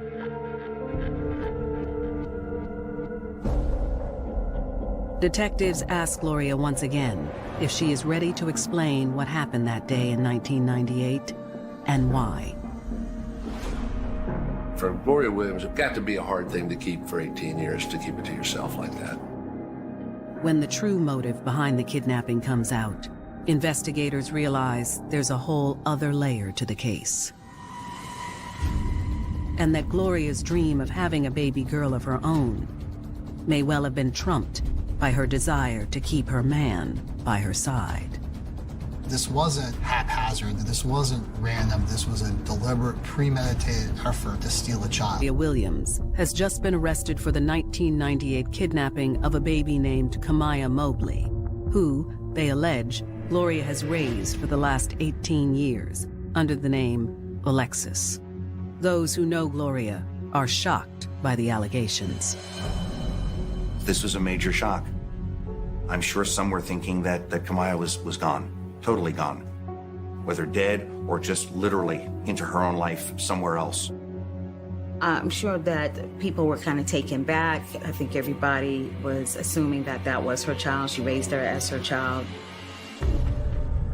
Since being taken into custody, Gloria hasn't said one word about the charges levied against her. But after hearing the gut-wrenching details of the initial police report, Gloria finally decides to break her silence. It really had to eat it. Gloria Williams for 18 years. The secret that she was keeping. I think she was waiting for this day. It was just a matter of time that the police were going to come knocking. Gloria begins her statement by explaining that in 1998, while she was several months pregnant, her boyfriend, Charles Walker, had landed himself in jail on a larceny charge. Despite his arrest, Gloria was hopeful that the impending birth of baby Alexis would compel Charles to put his bad boy behavior behind him once and for all. Gloria advised that she felt that a new baby would straighten Charles up. She thought that having a baby would save the relationship.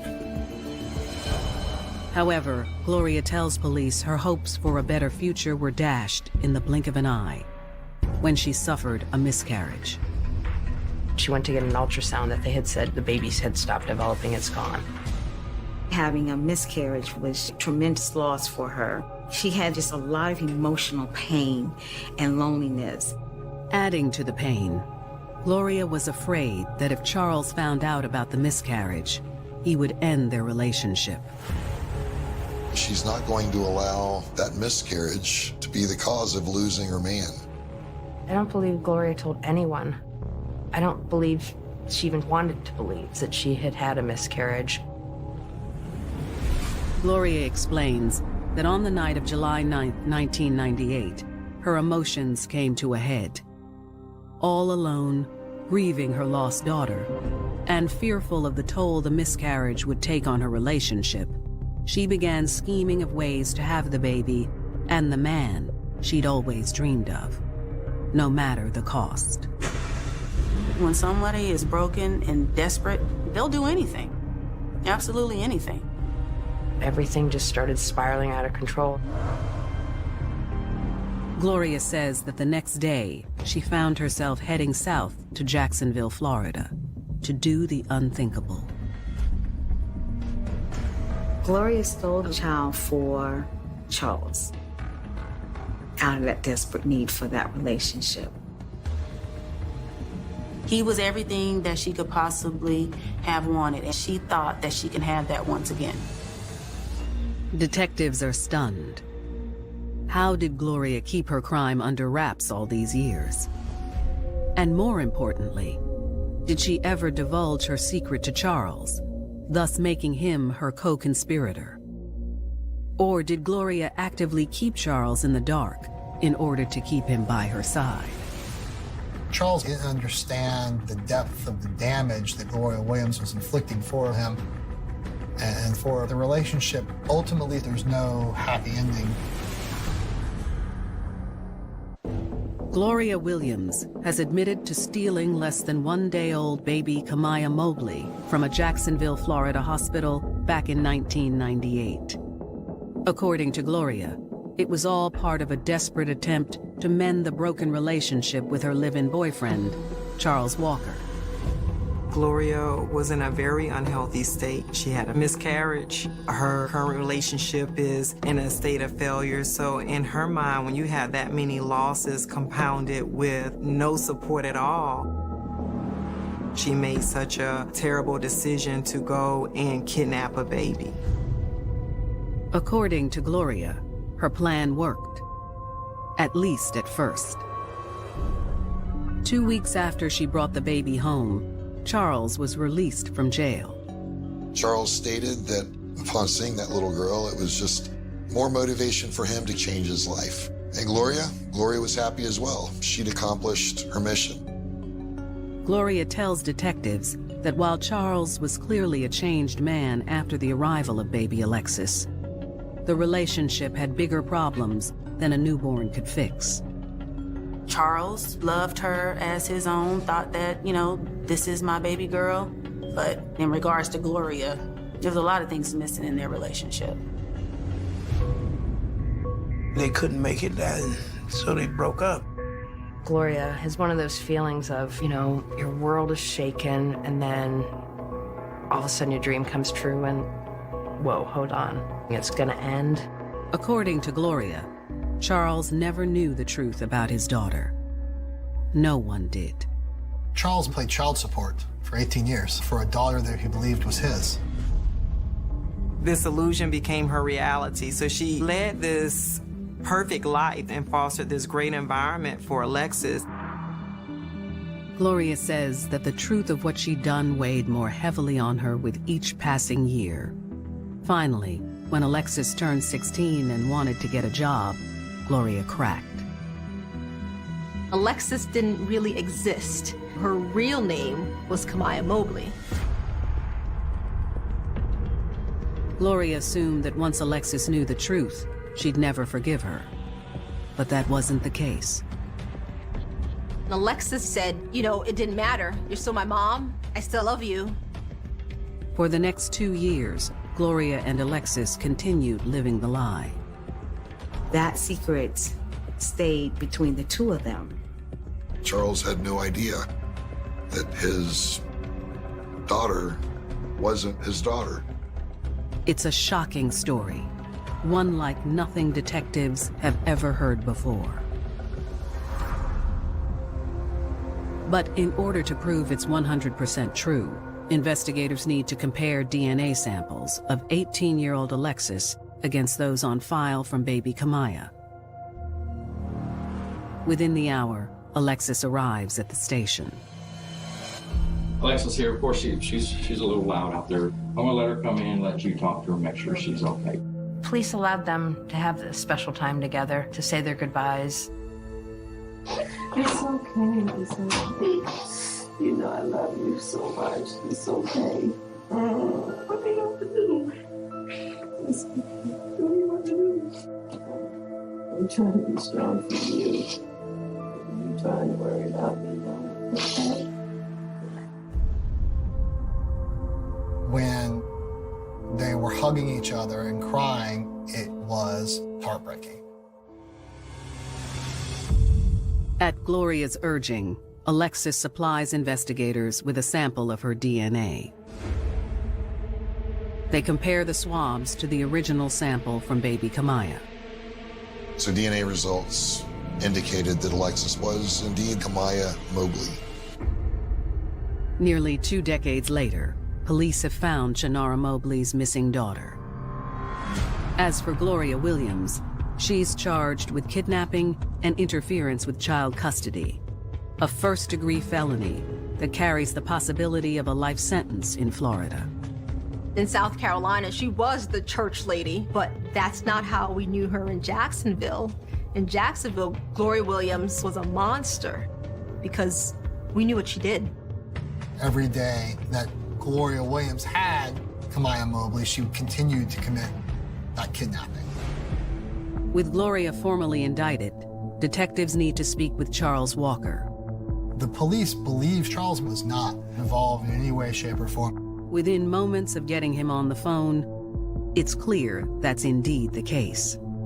Charles was shocked. He was involved in a crime he had nothing to do with. Here, this baby who triggered a change in him turns out not to be his baby. So he's going through all types of emotional feelings. Back in Jacksonville, Kamaya's biological parents get the call of a lifetime. We get this call from the state attorney from out of nowhere, and they was like, "We found your daughter." Craig Aiken and Shannara Mobley make the 3-hour drive from Jacksonville to Walterboro to meet their daughter. It was beautiful, man. Seeing her for the first time. She looked like sunshine, man. It was just, that was one of the happiest moments of my life. It's an overwhelming moment for the young woman, who now has 2 identities and 2 families. She was in a life of deception. She was living a lie. She was happy with that lie, you know, until she found out the truth. At her initial arraignment, Gloria pleads guilty to felony kidnapping, sparing everyone the ordeal of a criminal trial. Now it will be up to a judge to determine her fate. Will the pain she inflicted on Shannara and Craig earn her the maximum penalty? Or will 18 years as a loving mother to Alexis earn her some leniency? It's a bad crime, but when you look at the sum of the whole thing, the girl was well raised. The defense was trying to show that this little girl had a great life. It offended Shannara Mobley and Craig. This family was robbed of everything. I don't see no church lady, no mama, no friend down the street. I look at it as a kidnapper. It's only one sentence, and I don't think she's open up for that. I would say death. Gloria Williams' sentencing hearing begins inside a packed courtroom in Jacksonville, Florida. Gloria has pled guilty to kidnapping infant Kamaya Mobley and raising her as her own daughter named Alexis for 18 years. Gloria, she raised a great little girl. Boy, did she destroy lives doing it. Charles Walker, the man who believed Kamaya was his biological daughter for 18 years, is also present at the hearing. His heartbreak is palpable. Once he found out that this wasn't his daughter, there's a sense of loss there. So, you know, he's like, where do I go from here? When Gloria takes the stand, she begins by explaining what happened on July 9th, 1998, the night before she kidnapped baby Kamaya. Gloria miscarries. She sets off on a mission. Despite losing her own, she's going to have a baby. When Charles gets out of jail, there will be a baby waiting on him. He expects it. She said she actually got on Interstate 95 and just started driving south.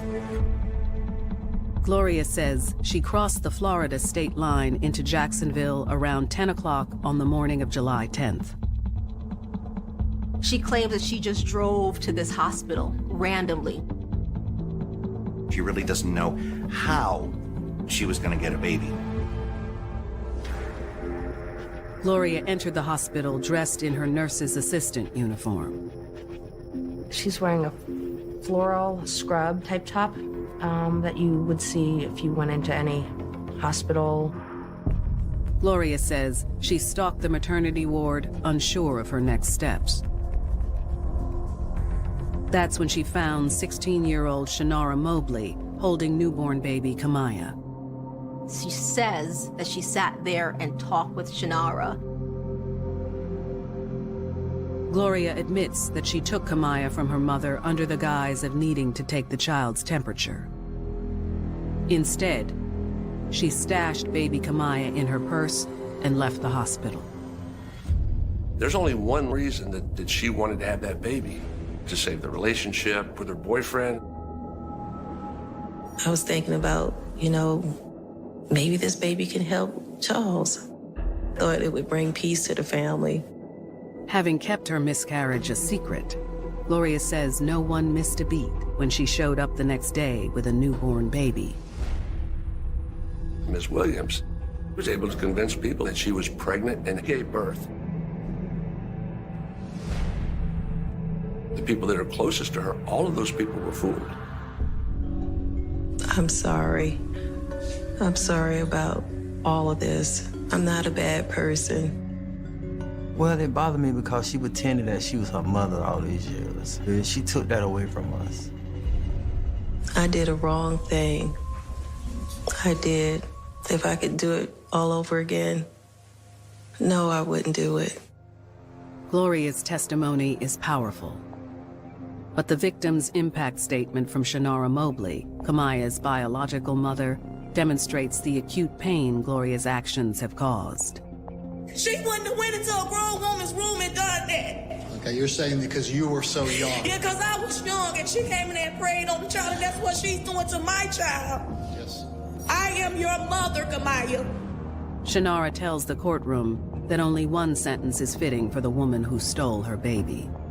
It's only one sentence, and I don't think she's open up for that. I would say death. After hearing both Gloria and Shanara, the judge sentences Gloria Williams to 18 years for felony kidnapping and interference with custody. It's certain things in this life we should be punished for, and that's one of them. Once Gloria is carted off to prison, another question presents itself. Where will Kamaya, now 19 years old, choose to live? And will she go by her birth name or the name given to her by the woman who kidnapped her? She's over 18. It's her choice. She's a victim in this. Kamaya decides to go by the name Alexis Walker and continues living in South Carolina, next to the friends and neighbors she's known all her life. However, she also chooses to stay in contact with her biological family in Florida. We're just trying to build a relationship. I help her get her first car. We're doing a lot of first-time everything. It's a blessing to have her back. To the surprise of many, Kamaya continues to maintain a relationship with Gloria. She and Gloria exchanged letters, and she loves this woman. She loves her abductor. As for Gloria, she'll have 18 years to think about what she did and the lives she ruined, all in an effort to make her man straighten up, fly right, and love her forever. She wanted Charles to love her again. Gloria had her baby, And in doing so, she had her man. Even though in the back of her mind, she knew that this was something that was wrong, Gloria would do anything to be able to make Charles happy, to be able to satisfy his needs, whatever it takes. They say a mother's love for a child is the strongest thing on earth. But love for a man, that can be far more fragile. And if that love is built on one lie, one monumental secret, it can come crashing down in an instant. And the love that you thought. She gave her heart to a man who promised her the world. He was very nice, very charming. He made her feel special. She's having all these butterflies. Everything's amazing. But their fairy tale romance will be cut short. She was shot in the head. They found blood all over inside the car.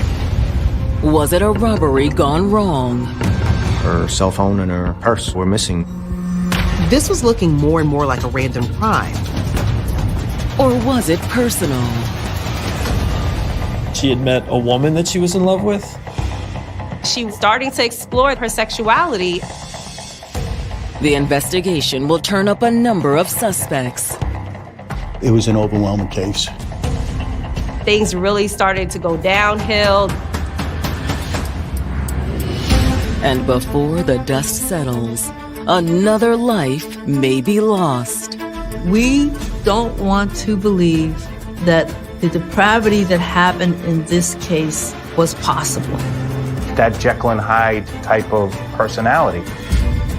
It was love that killed her, in a way.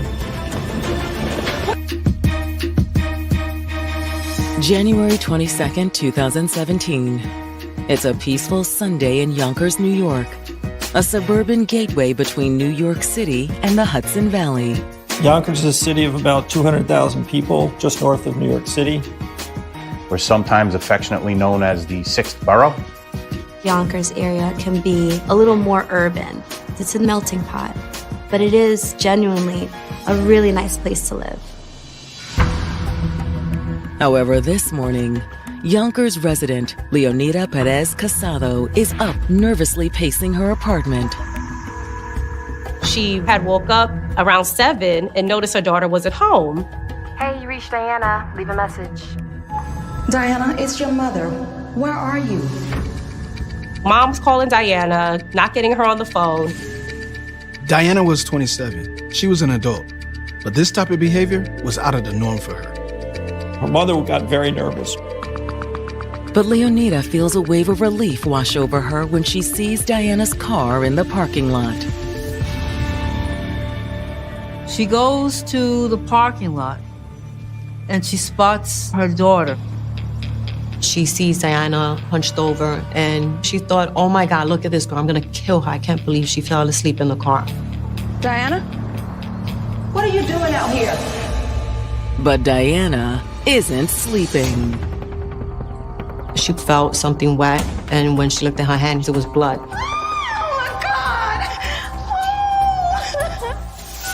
She immediately calls 911.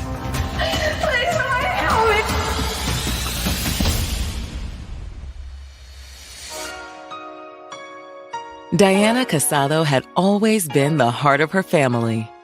She was kind of like the glue, you know, the one that kept them all together. Diana's father, her mother, her brother, they all said she brightened up a room. She was a lovely girl, very friendly, always would lend a helping hand, whether she knew you or didn't know you. But Diana had an especially strong bond with her mother. Her mother and her were very tight. She did everything with her, went to the salon, got their nails done, went to eat. Her mom had just always really been her best friend. And Leonida couldn't have been more proud of her daughter. Diana, along with her whole family, originally immigrated from the Dominican Republic. She came when she was around 16, 17. For a lot of kids, that would have thrown them for a loop at that age. But Diana adjusted really well, and her parents were so proud of her. In her new home, Diana had no trouble fitting in. Yonkers has a high immigrant population. A lot of the population are Latino. Her friends loved her. They said she was outgoing, she was fun. She also had the discipline to work hard. Diana had gotten a job at a restaurant near where they were living. In fact, her mother worked at the same restaurant that she did. She had a small circle of friends who also worked at the same restaurant. And that was her little family. But as a young woman, Diana had more on her mind than hard work. Diana was like a free spirit. She wanted to have fun. So it was no wonder when she caught the eye of a handsome older man named Luis Alteret Rivera. She was his waitress, and the two quickly hit it off. Hey, I'm Diana. Hey. How are you? I'm doing better now. How are you?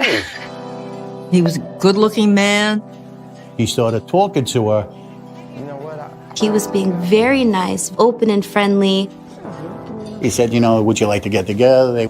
I would love to take you out sometime. How's Friday? They exchanged numbers and they ended up going on a date that same week. Even though Luis was almost 15 years older than Diana, they had an immediate connection. That age gap really was exciting for her. He had a good career as a civilian working on a military base. He has all of this extra life experience. And he always made Diana feel special. She thought he was the sweetest guy in the world. He's taking her out to places she's never been to, for date nights. He made her think he can give her the world. And it wasn't long before the pair became an item. He thought he loved her. She was head over heels in love with him. And seemed like this was the one. But in the spring of 2016, after spending nearly a decade together, 27-year-old Diana was yearning for a change. You have to remember, she was a kid when she met Luis. She didn't really know who she was.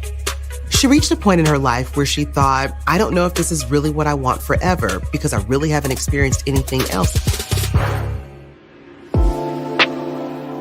So she decided to make a fresh start. She wanted to start over, do something different. So she took a vacation with her sister down to Miami. She was able to mix and mingle and meet new people, and she experienced new things. She felt like, you know what? Miami might be the place for me. Diana and Luis went their separate ways, and she was looking forward to this new life in Florida. But after only 6 months of living it up in Florida, Diana realized just how homesick she'd become. She missed her mom, she missed her dad, she missed her friends. So she came back to New York. She went right back to work in the same place. What are you doing out here? But now, just a few months after returning to New York, tragedy has struck. Diana Casado's mother discovered her in her car, bleeding. She subsequently calls 911. Over here! When first responders arrive on the scene, it's clear what happened to her. She had an apparent gunshot wound to the head. But she is still alive. She still had vital signs and was breathing. 27-year-old Diana Casado had left her life and her love in New York to find herself again.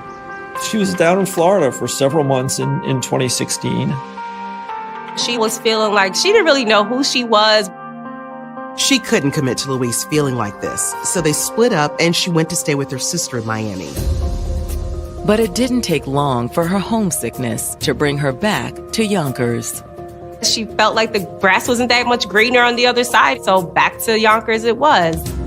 And she quickly reconnected with Luis. Her friends wondered if they would get back together. But now, Diana's future hangs in the balance. Let's get her out of here. Patrol officers arrived and confirmed that we had a female who was shot at the location. She still had vital signs and was breathing, despite a gunshot wound to the head. She was taken to the hospital down in New York City. While officers transport Diana's mother to the station to get her statement, detectives take their first look at the crime scene. Diana had been seated in the driver's seat of the vehicle. There was blood all over inside the car. We surmised that the suspect shot her as she was about to get out of the car because she was shot close range and the trajectory was downward. While detectives don't locate any weapons at the scene, they do find evidence to point to the type of gun that was used. There was a shell casing inside the vehicle. It was a .40 caliber. They also take note of what isn't in the vehicle. There was no pocketbook in the car. They couldn't find her cell phone. When you see that there's property missing, you start to lean towards it being a robbery. Hopeful that someone may have seen the shooter, police start going door to door. This was a highly populated area, and people were always coming and going. And it doesn't take them long to find a witness. One of the neighbors told us that they heard a gunshot. I was in bed when I heard a loud bang. Gunshots are not uncommon in that area of Yonkers. People at that point kind of become rather numb to crime. Unfortunately, it was just another day in the hood. But after the fact, she remembered that's when she thought she heard a gunshot. She was absolutely sure it was 3:01 because when she heard the shot, she looked at the cable box and saw it was 3:01 a.m. She ran to the window to look, but she didn't see anything out of the ordinary, so she didn't call the police. Okay. If the shot the neighbor heard was the one to wound Diana, it would mean she was sitting in her car alive for more than 4 hours with a gunshot wound to the head before her mom found her. The woman's statement doesn't help them identify a suspect, but it does give them a timeline. Now they can look to another kind of eyewitness. There were several cameras in that area, and detectives hope they caught something, but it takes a long time to collect all that video, process it, and review it. In the meantime, detectives head back to the station to talk to Diana's mom, Leonida. She was extremely devastated. Have you gotten any updates from the hospital? She just went to surgery. They said it could be. Her mother wakes up and realizes she's not home. That's when she went looking for Diana and found her clinging to life. How will her mother ever get that memory out of her head? Can I go to my baby now? Before they let her go, detectives need a little more information on Diana's personal life. Was she seeing anyone? Nothing serious since she returned from Florida. Diana's mom explained that she'd been back in New York for a couple of months and reconnected with her ex, Luis, but they weren't exclusive. So she wasn't out with Luis last night? She said no, not that night. We appreciate you coming in. I'll walk you out.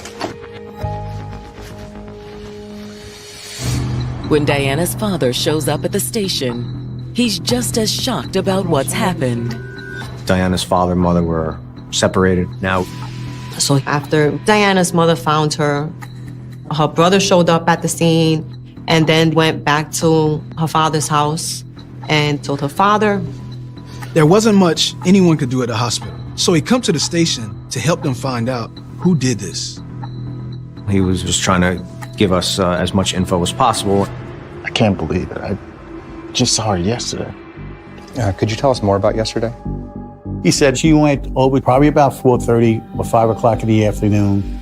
He told them that her ex-boyfriend, Luis Altaret Rivera, was staying with him, so he was there too. So you're close with this young man? Of course, he's part of the family. Luis did things for me. He'd take him to a doctor's appointment, he cooked for him, he cleaned the house. And Diana didn't mind this friendship? She and Luis are still close. They kept the relationship very cordial.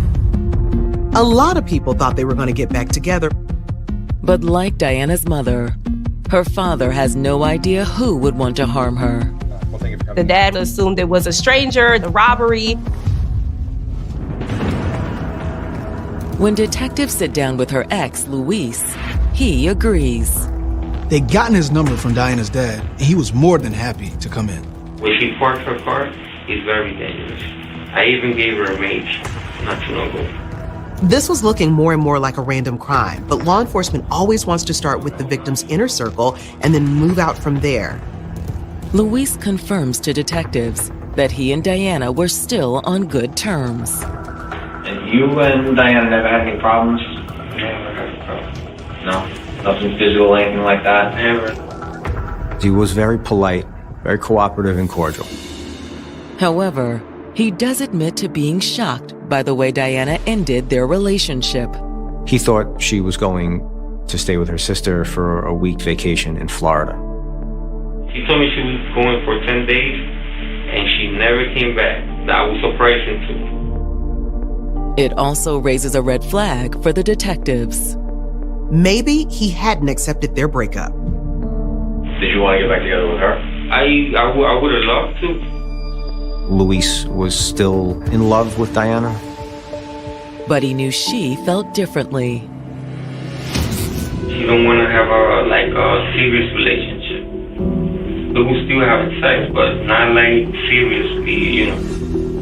Luis tells detectives that he respected her decision and eventually realized it was time to move on. He said he started dating and seeing other people as well. I have a girl.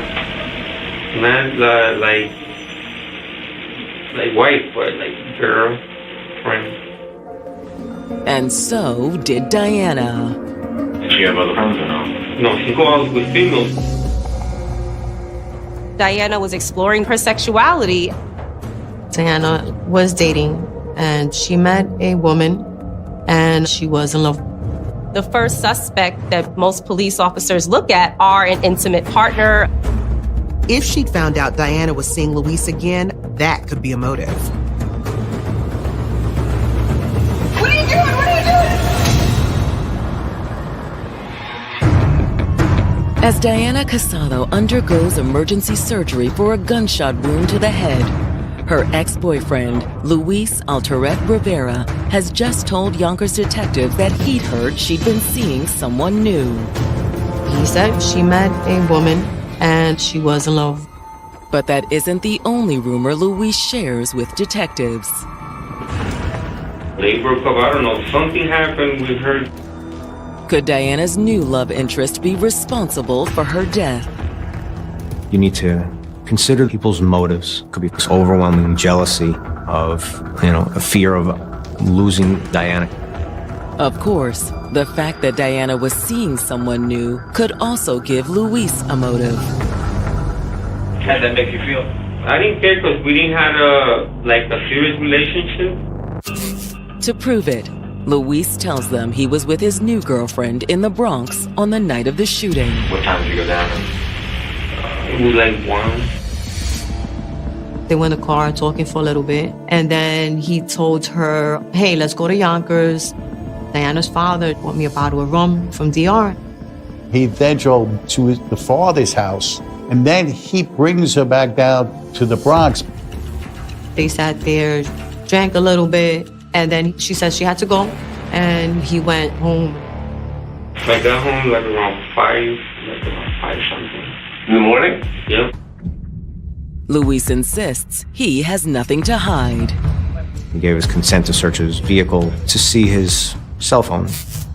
We swabbed his person for gunshot residue.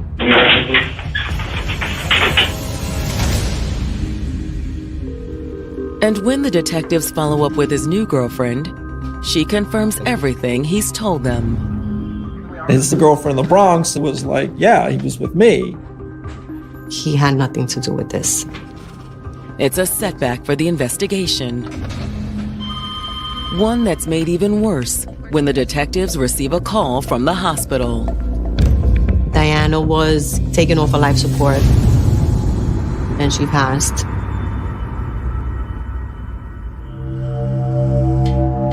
Anxious to find her killer, detectives waste no time tracking down their next suspect.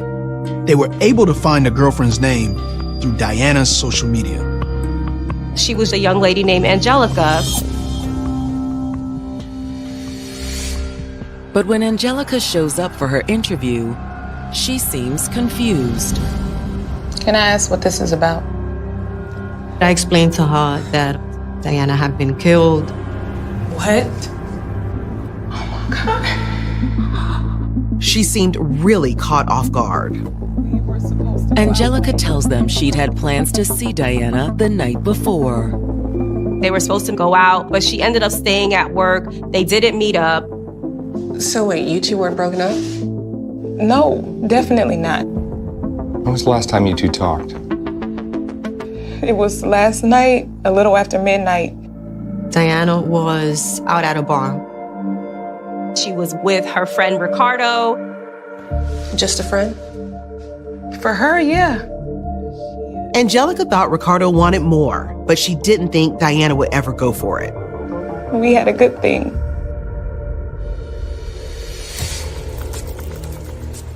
When detectives follow up with her supervisor, Angelica's alibi seems to check out. She was working and it was a distance away. We knew it wasn't her. Ricardo White is now detectives' best lead. He was the last person seen with her. We were able to locate the gentleman to interview him. Ricardo White. Yeah. What's this about? He was completely shocked to hear what had occurred. Ricardo tells detectives that when he last saw Diana, she was very much alive. I went to a bar, hung out for a little while. She's having a good time, she's dancing, having a couple drinks. At about 2:30, he walked her out of the bar. She got into her car, she drove off. Ricardo claims he doesn't know where Diana went next. But is he telling the truth? And how would you describe your relationship with Diana? We're just friends. Were you looking for more than that? I mean, I want to say no. But she was with Angelica. To the detectives, he seems genuine. He was very helpful. He said, whatever you need from me, I will help. But I had nothing to do with this.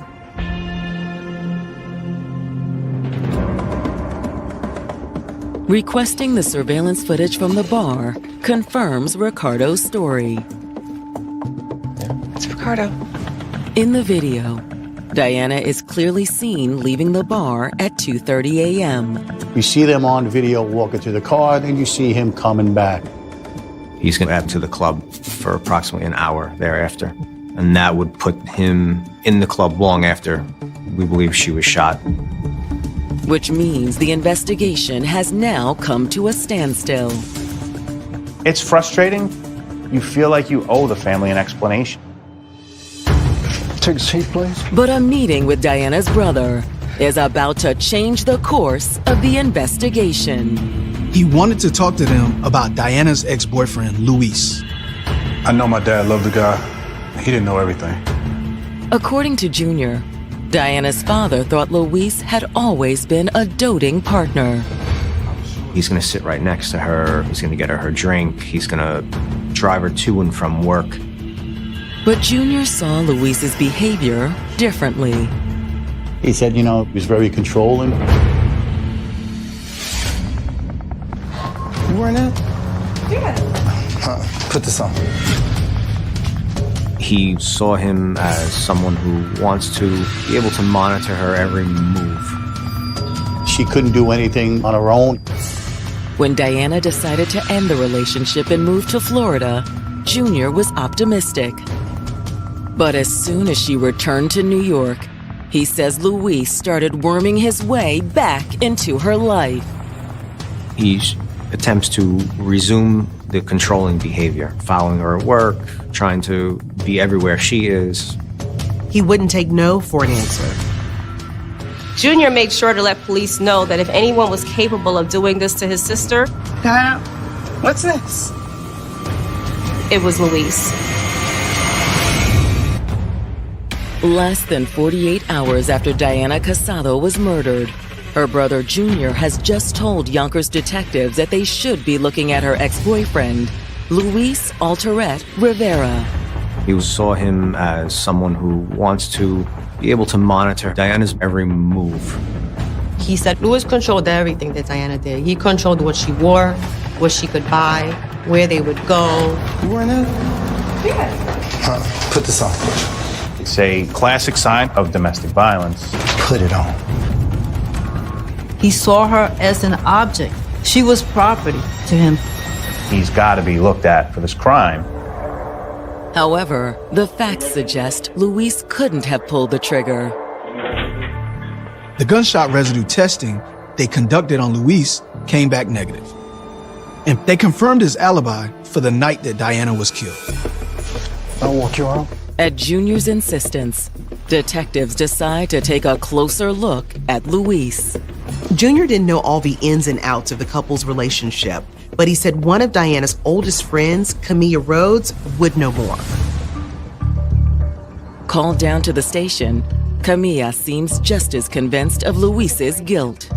What her brother told you, that isn't the half of it. She admits that when Diana first met Luis, she was desperately in love. The beginning of a relationship, everything's amazing. But she says the couple's age gap soon created a dangerous dynamic. Oftentimes what happens when you have an older partner in a relationship with someone significantly younger, there is grooming that happens with the younger individual. In domestic relationships that turn bad, there's often a trend of a controlling nature by one party, where that party tries to be present to every moment of their partner's life. There's a pattern of overwhelming control. It's a common thread in many abusive relationships, especially those involving young people. Younger teens and adults have not developed at that point your prefrontal cortex. Your prefrontal cortex is your powerhouse for making decisions. For someone to come in, especially someone to come in with toxic traits, at that point, you don't even have the critical thinking skills to discern what is toxic about them and what is you. Luis molded her into the person that he wanted her to be, which was almost like his little puppet. And by the time they moved in together, Luis had full control over Diana's life. He didn't work. He made Diana cook, clean, everything. She paid the rent. He just lived off her and sucked her dry. And over the years, his controlling behavior became even more extreme. He would drop her off at work and watch, make sure she didn't speak to anybody. After her shift is over, 8 hours later, he would take her home. He was trying to dominate her every minute. She lived this life that no one would want. He would pick out what he wanted her to wear. When she took a shower or a bath, he had to watch because he wanted to see if there was any marks on her neck, like hickeys. If Diana was gonna go visit Camila, then Luis was gonna go with her. Sometimes they're in a restaurant or in a club. He'd be outside watching to see what she's doing. I thought it was crazy, but I didn't want to step in the middle of their relationship until I saw the bruises. That's ridiculous, man. Wait. Diana, what's this? It's not a big deal. She told her, like, look, you have this bruise. Did he do this? She said, he hit me, he threw me up against the wall. Camilla urged her friend to get help, but Diana was too afraid. She said, I'm not going to get an order of protection because that's going to really set him off. She did not want to get her family involved because she was afraid what he would do to them. You need to tell someone. Don't do it. He'll hurt my family. He had threatened to do harm to Diana's mom, Diana's brother. Imagine the burden that she had to carry. Diana was physically abused, but I want to say the mental abuse was worse. Fearing for her mother, her brother, her father. However, Camilla says that after nearly a decade together, Diana began plotting her escape. She told Luisa she was going to stay with her sister for a week vacation. She intends to set up permanent residence.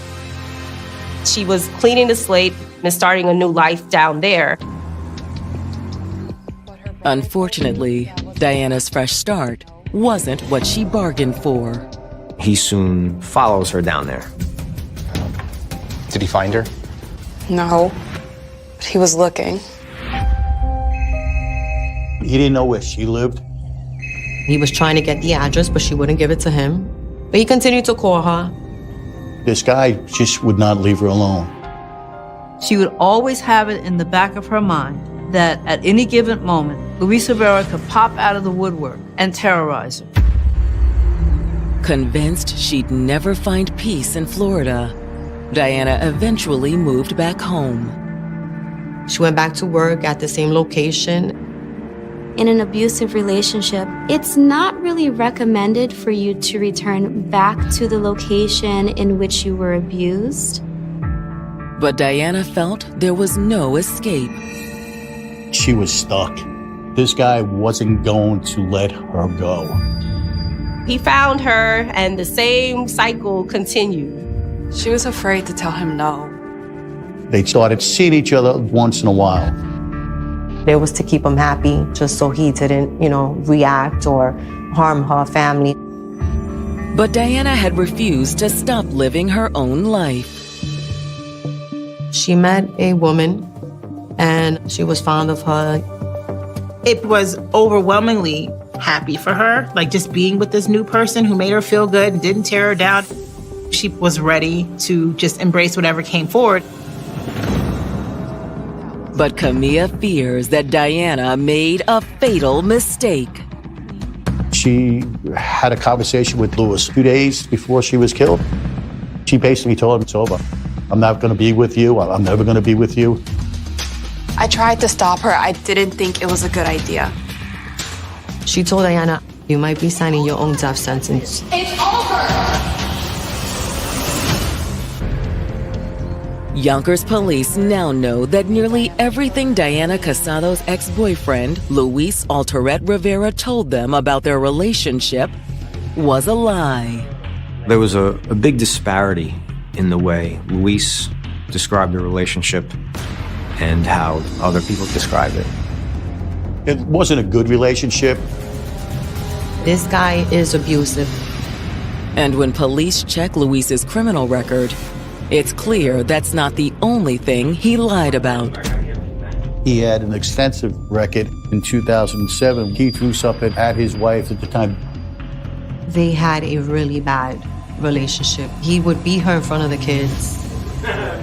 In 2009, he had an assault, unlawful imprisonment. That was a domestic violence with his wife. Again, he held her against her will for a period of time, and he assaulted her and poured floor cleaner down her throat. There was also a domestic disturbance with his niece in the Bronx. He's always been very abusive. Which makes detectives wonder, did Luis kill Diana?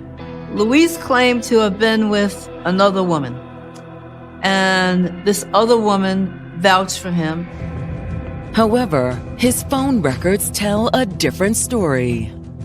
He told police he was with his new girlfriend from 1 a.m. to 5 a.m. on the night of the murder, but his phone showed he was still texting her at 3 a.m. If you've been sitting together in a car or anywhere else, why would you be texting? His alibi is not adding up. When detectives follow up with Luis's girlfriend a second time, she quickly cracks. She soon realized that we knew more than she thought. And at that point, she's like, no, you wasn't with me that early. He had told her to tell the police that they were together from roughly midnight till 5 a.m. When in truth, he spent about an hour and a half with her from about 3:30 to maybe 4:30, 5 o'clock in the morning. Detectives aren't surprised when she explains why she lied.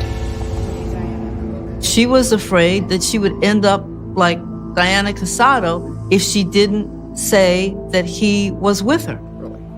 Cell phone evidence also places Luis in the area of the crime scene that night. His cell phone is pinging off cell towers in Yonkers beyond 3:30 in the morning. He wasn't in the Bronx where he said he was. The cell phone towers connected them to the homicide.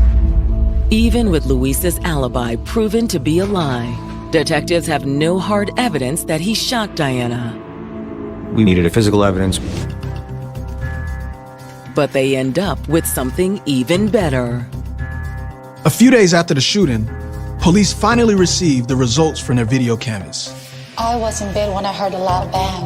Our ear witness told us she heard a gunshot right at 3 o'clock. 2 minutes after that, we have Luis walking on video about 100 yards from the location. Further, we have him carrying on his back a purse. When he gets down the hill, there is a dumpster right around the corner. He dumped her pocketbook and its contents into the dumpster. He closes it and he walks down the block. It's the smoking gun detectives have been looking for. There was little doubt in anyone's mind that Luis was the suspect and the murderer. There's just one problem. He was no longer anywhere to be found. Days go by without any sign of Luis. His cell phone went completely dark. They couldn't find him. He was basically on the run. When police break the news to Diana's family, they're furious at Luis's betrayal. But no one is more shocked than her father. The father didn't know any of the stuff that was going on with Luis and his daughter. He didn't know how he was mistreating his daughter. But Dad's mind, he's like, when could he have possibly have left to actually commit a homicide? He thought, he's laying on my couch. He was here when I woke up. How can you commit something so grotesque and still be able to be sound asleep hours later? The thought of it for Dad, understandably, was just unfathomable. It broke my heart because her father told me I only let him stay and I was nice to him because I thought if I was nice to him, he would be good to my daughter. Unfortunately, it didn't work out that way.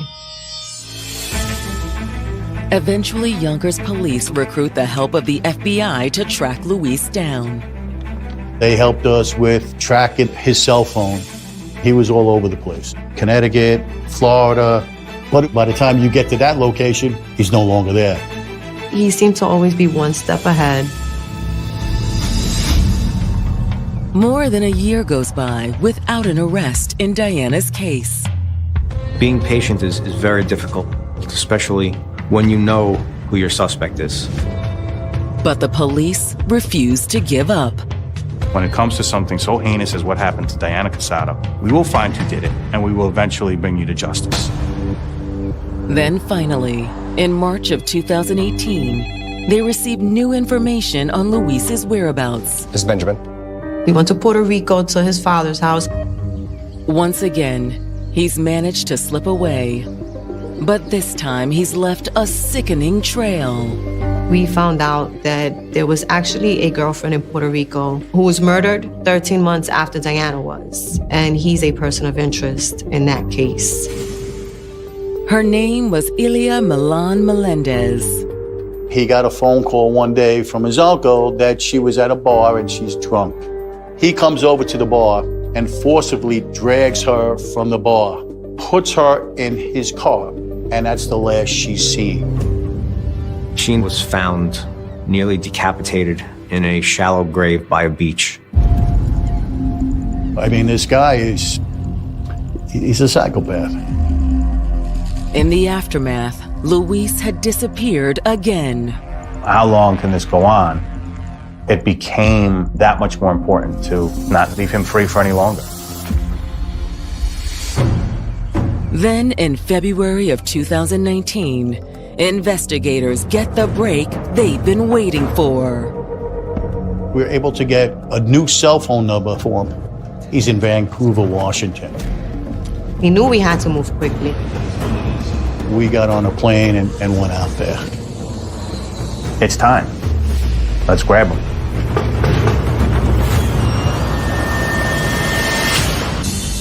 Two years after the murder of Diana Casado, Yonkers homicide detectives have followed their suspect's trail across the country to Washington State. We found out where he was living. We went over, knocked on the door. He opened the door. Put your hands up! We explained who we were, why we were there, and asked, would you come with us? He said, sure, no problem. He was very cooperative. In an interrogation room, police present Luis with the evidence against him. He seems unfazed. Look, Luis, we know you lied to us. Do you have anything you want to say? Even after putting holes in his story, Luis didn't concede to being untruthful about his timeline. I have no idea what you're talking about. If you let your guard down, he can sweet talk anyone. The detectives know someone like Luis will never confess. At one point, Detective Guy says, look at me and tell me that you didn't kill Diana. And he just smirked. He always thought he was one step ahead. He was just smarter than everybody. He was gonna get away with it. But in the end, his denials don't matter. Let me see your hands.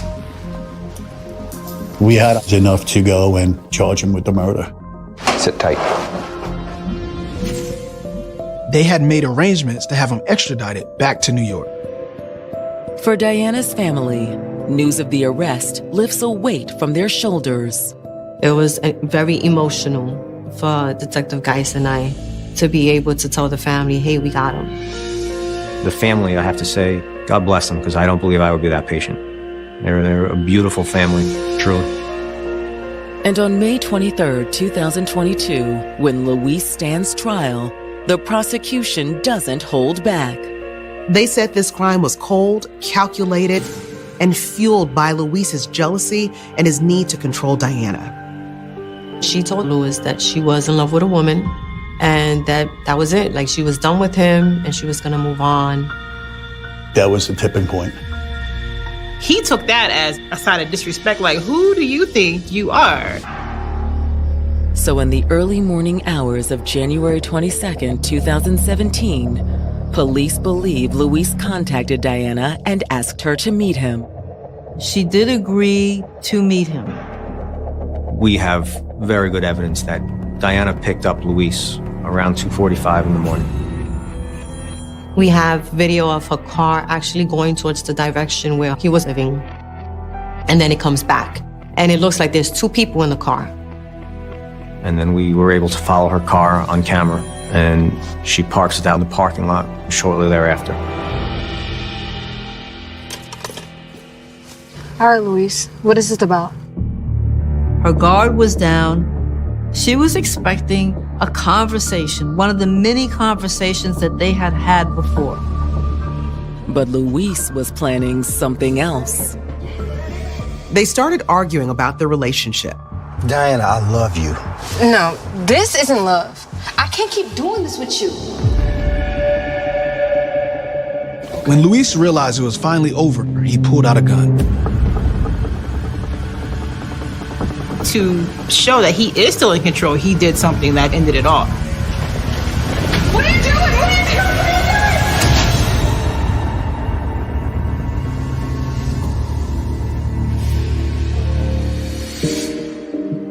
Prosecutors argue that the surveillance footage proves Luis's guilt. The gunshot was at 3 o'clock. At the time, the cameras in the area caught him walking from the scene all the way down to where he finally threw out Diana's purse. The video evidence was just so overwhelming. But the defense disputes the details. The defense in the case was, yeah, that's Luis on video, but you haven't proven that he was the one who killed her. For the jury, there's no question who ended Diana Casado's life that night. The jury came back less than 2 hours and convicted him of the second-degree murder. When they said guilty, it was such a great feeling. You never know with a jury. And when they said guilty, man, I was like, wow, this is great. This is great. 1 month later, Luis returns to the courtroom for sentencing. Diana's mother was able to make a victim impact statement. She spoke from her heart, and she broke down. Her family broke down in the audience. She just said, you took everything. You took my life away. I'm dead. Diana was everything to her. They were not only mom and daughter, but they were best friends. She said, you didn't have to do this. You destroyed my life. I have nothing now.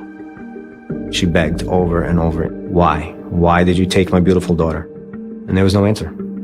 The judge rendered his sentencing, which was 25 years to life.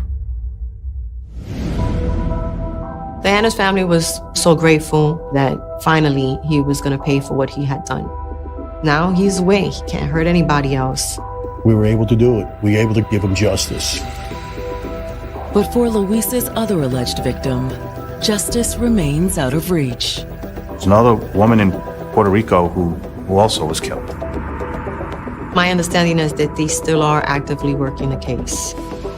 I hope for the victim's family in Puerto Rico, the same thing happens. Either way, Luis will spend his life behind bars, while his victims' memories will live on. I remember her mother telling us, I just thought she would be forgotten. And we were like, no, we're not going to forget. It's a story that needs to be told. If you find yourself in a relationship that is unhealthy, then it's important to share, to not keep this just to yourself. Domestic violence happens way too often.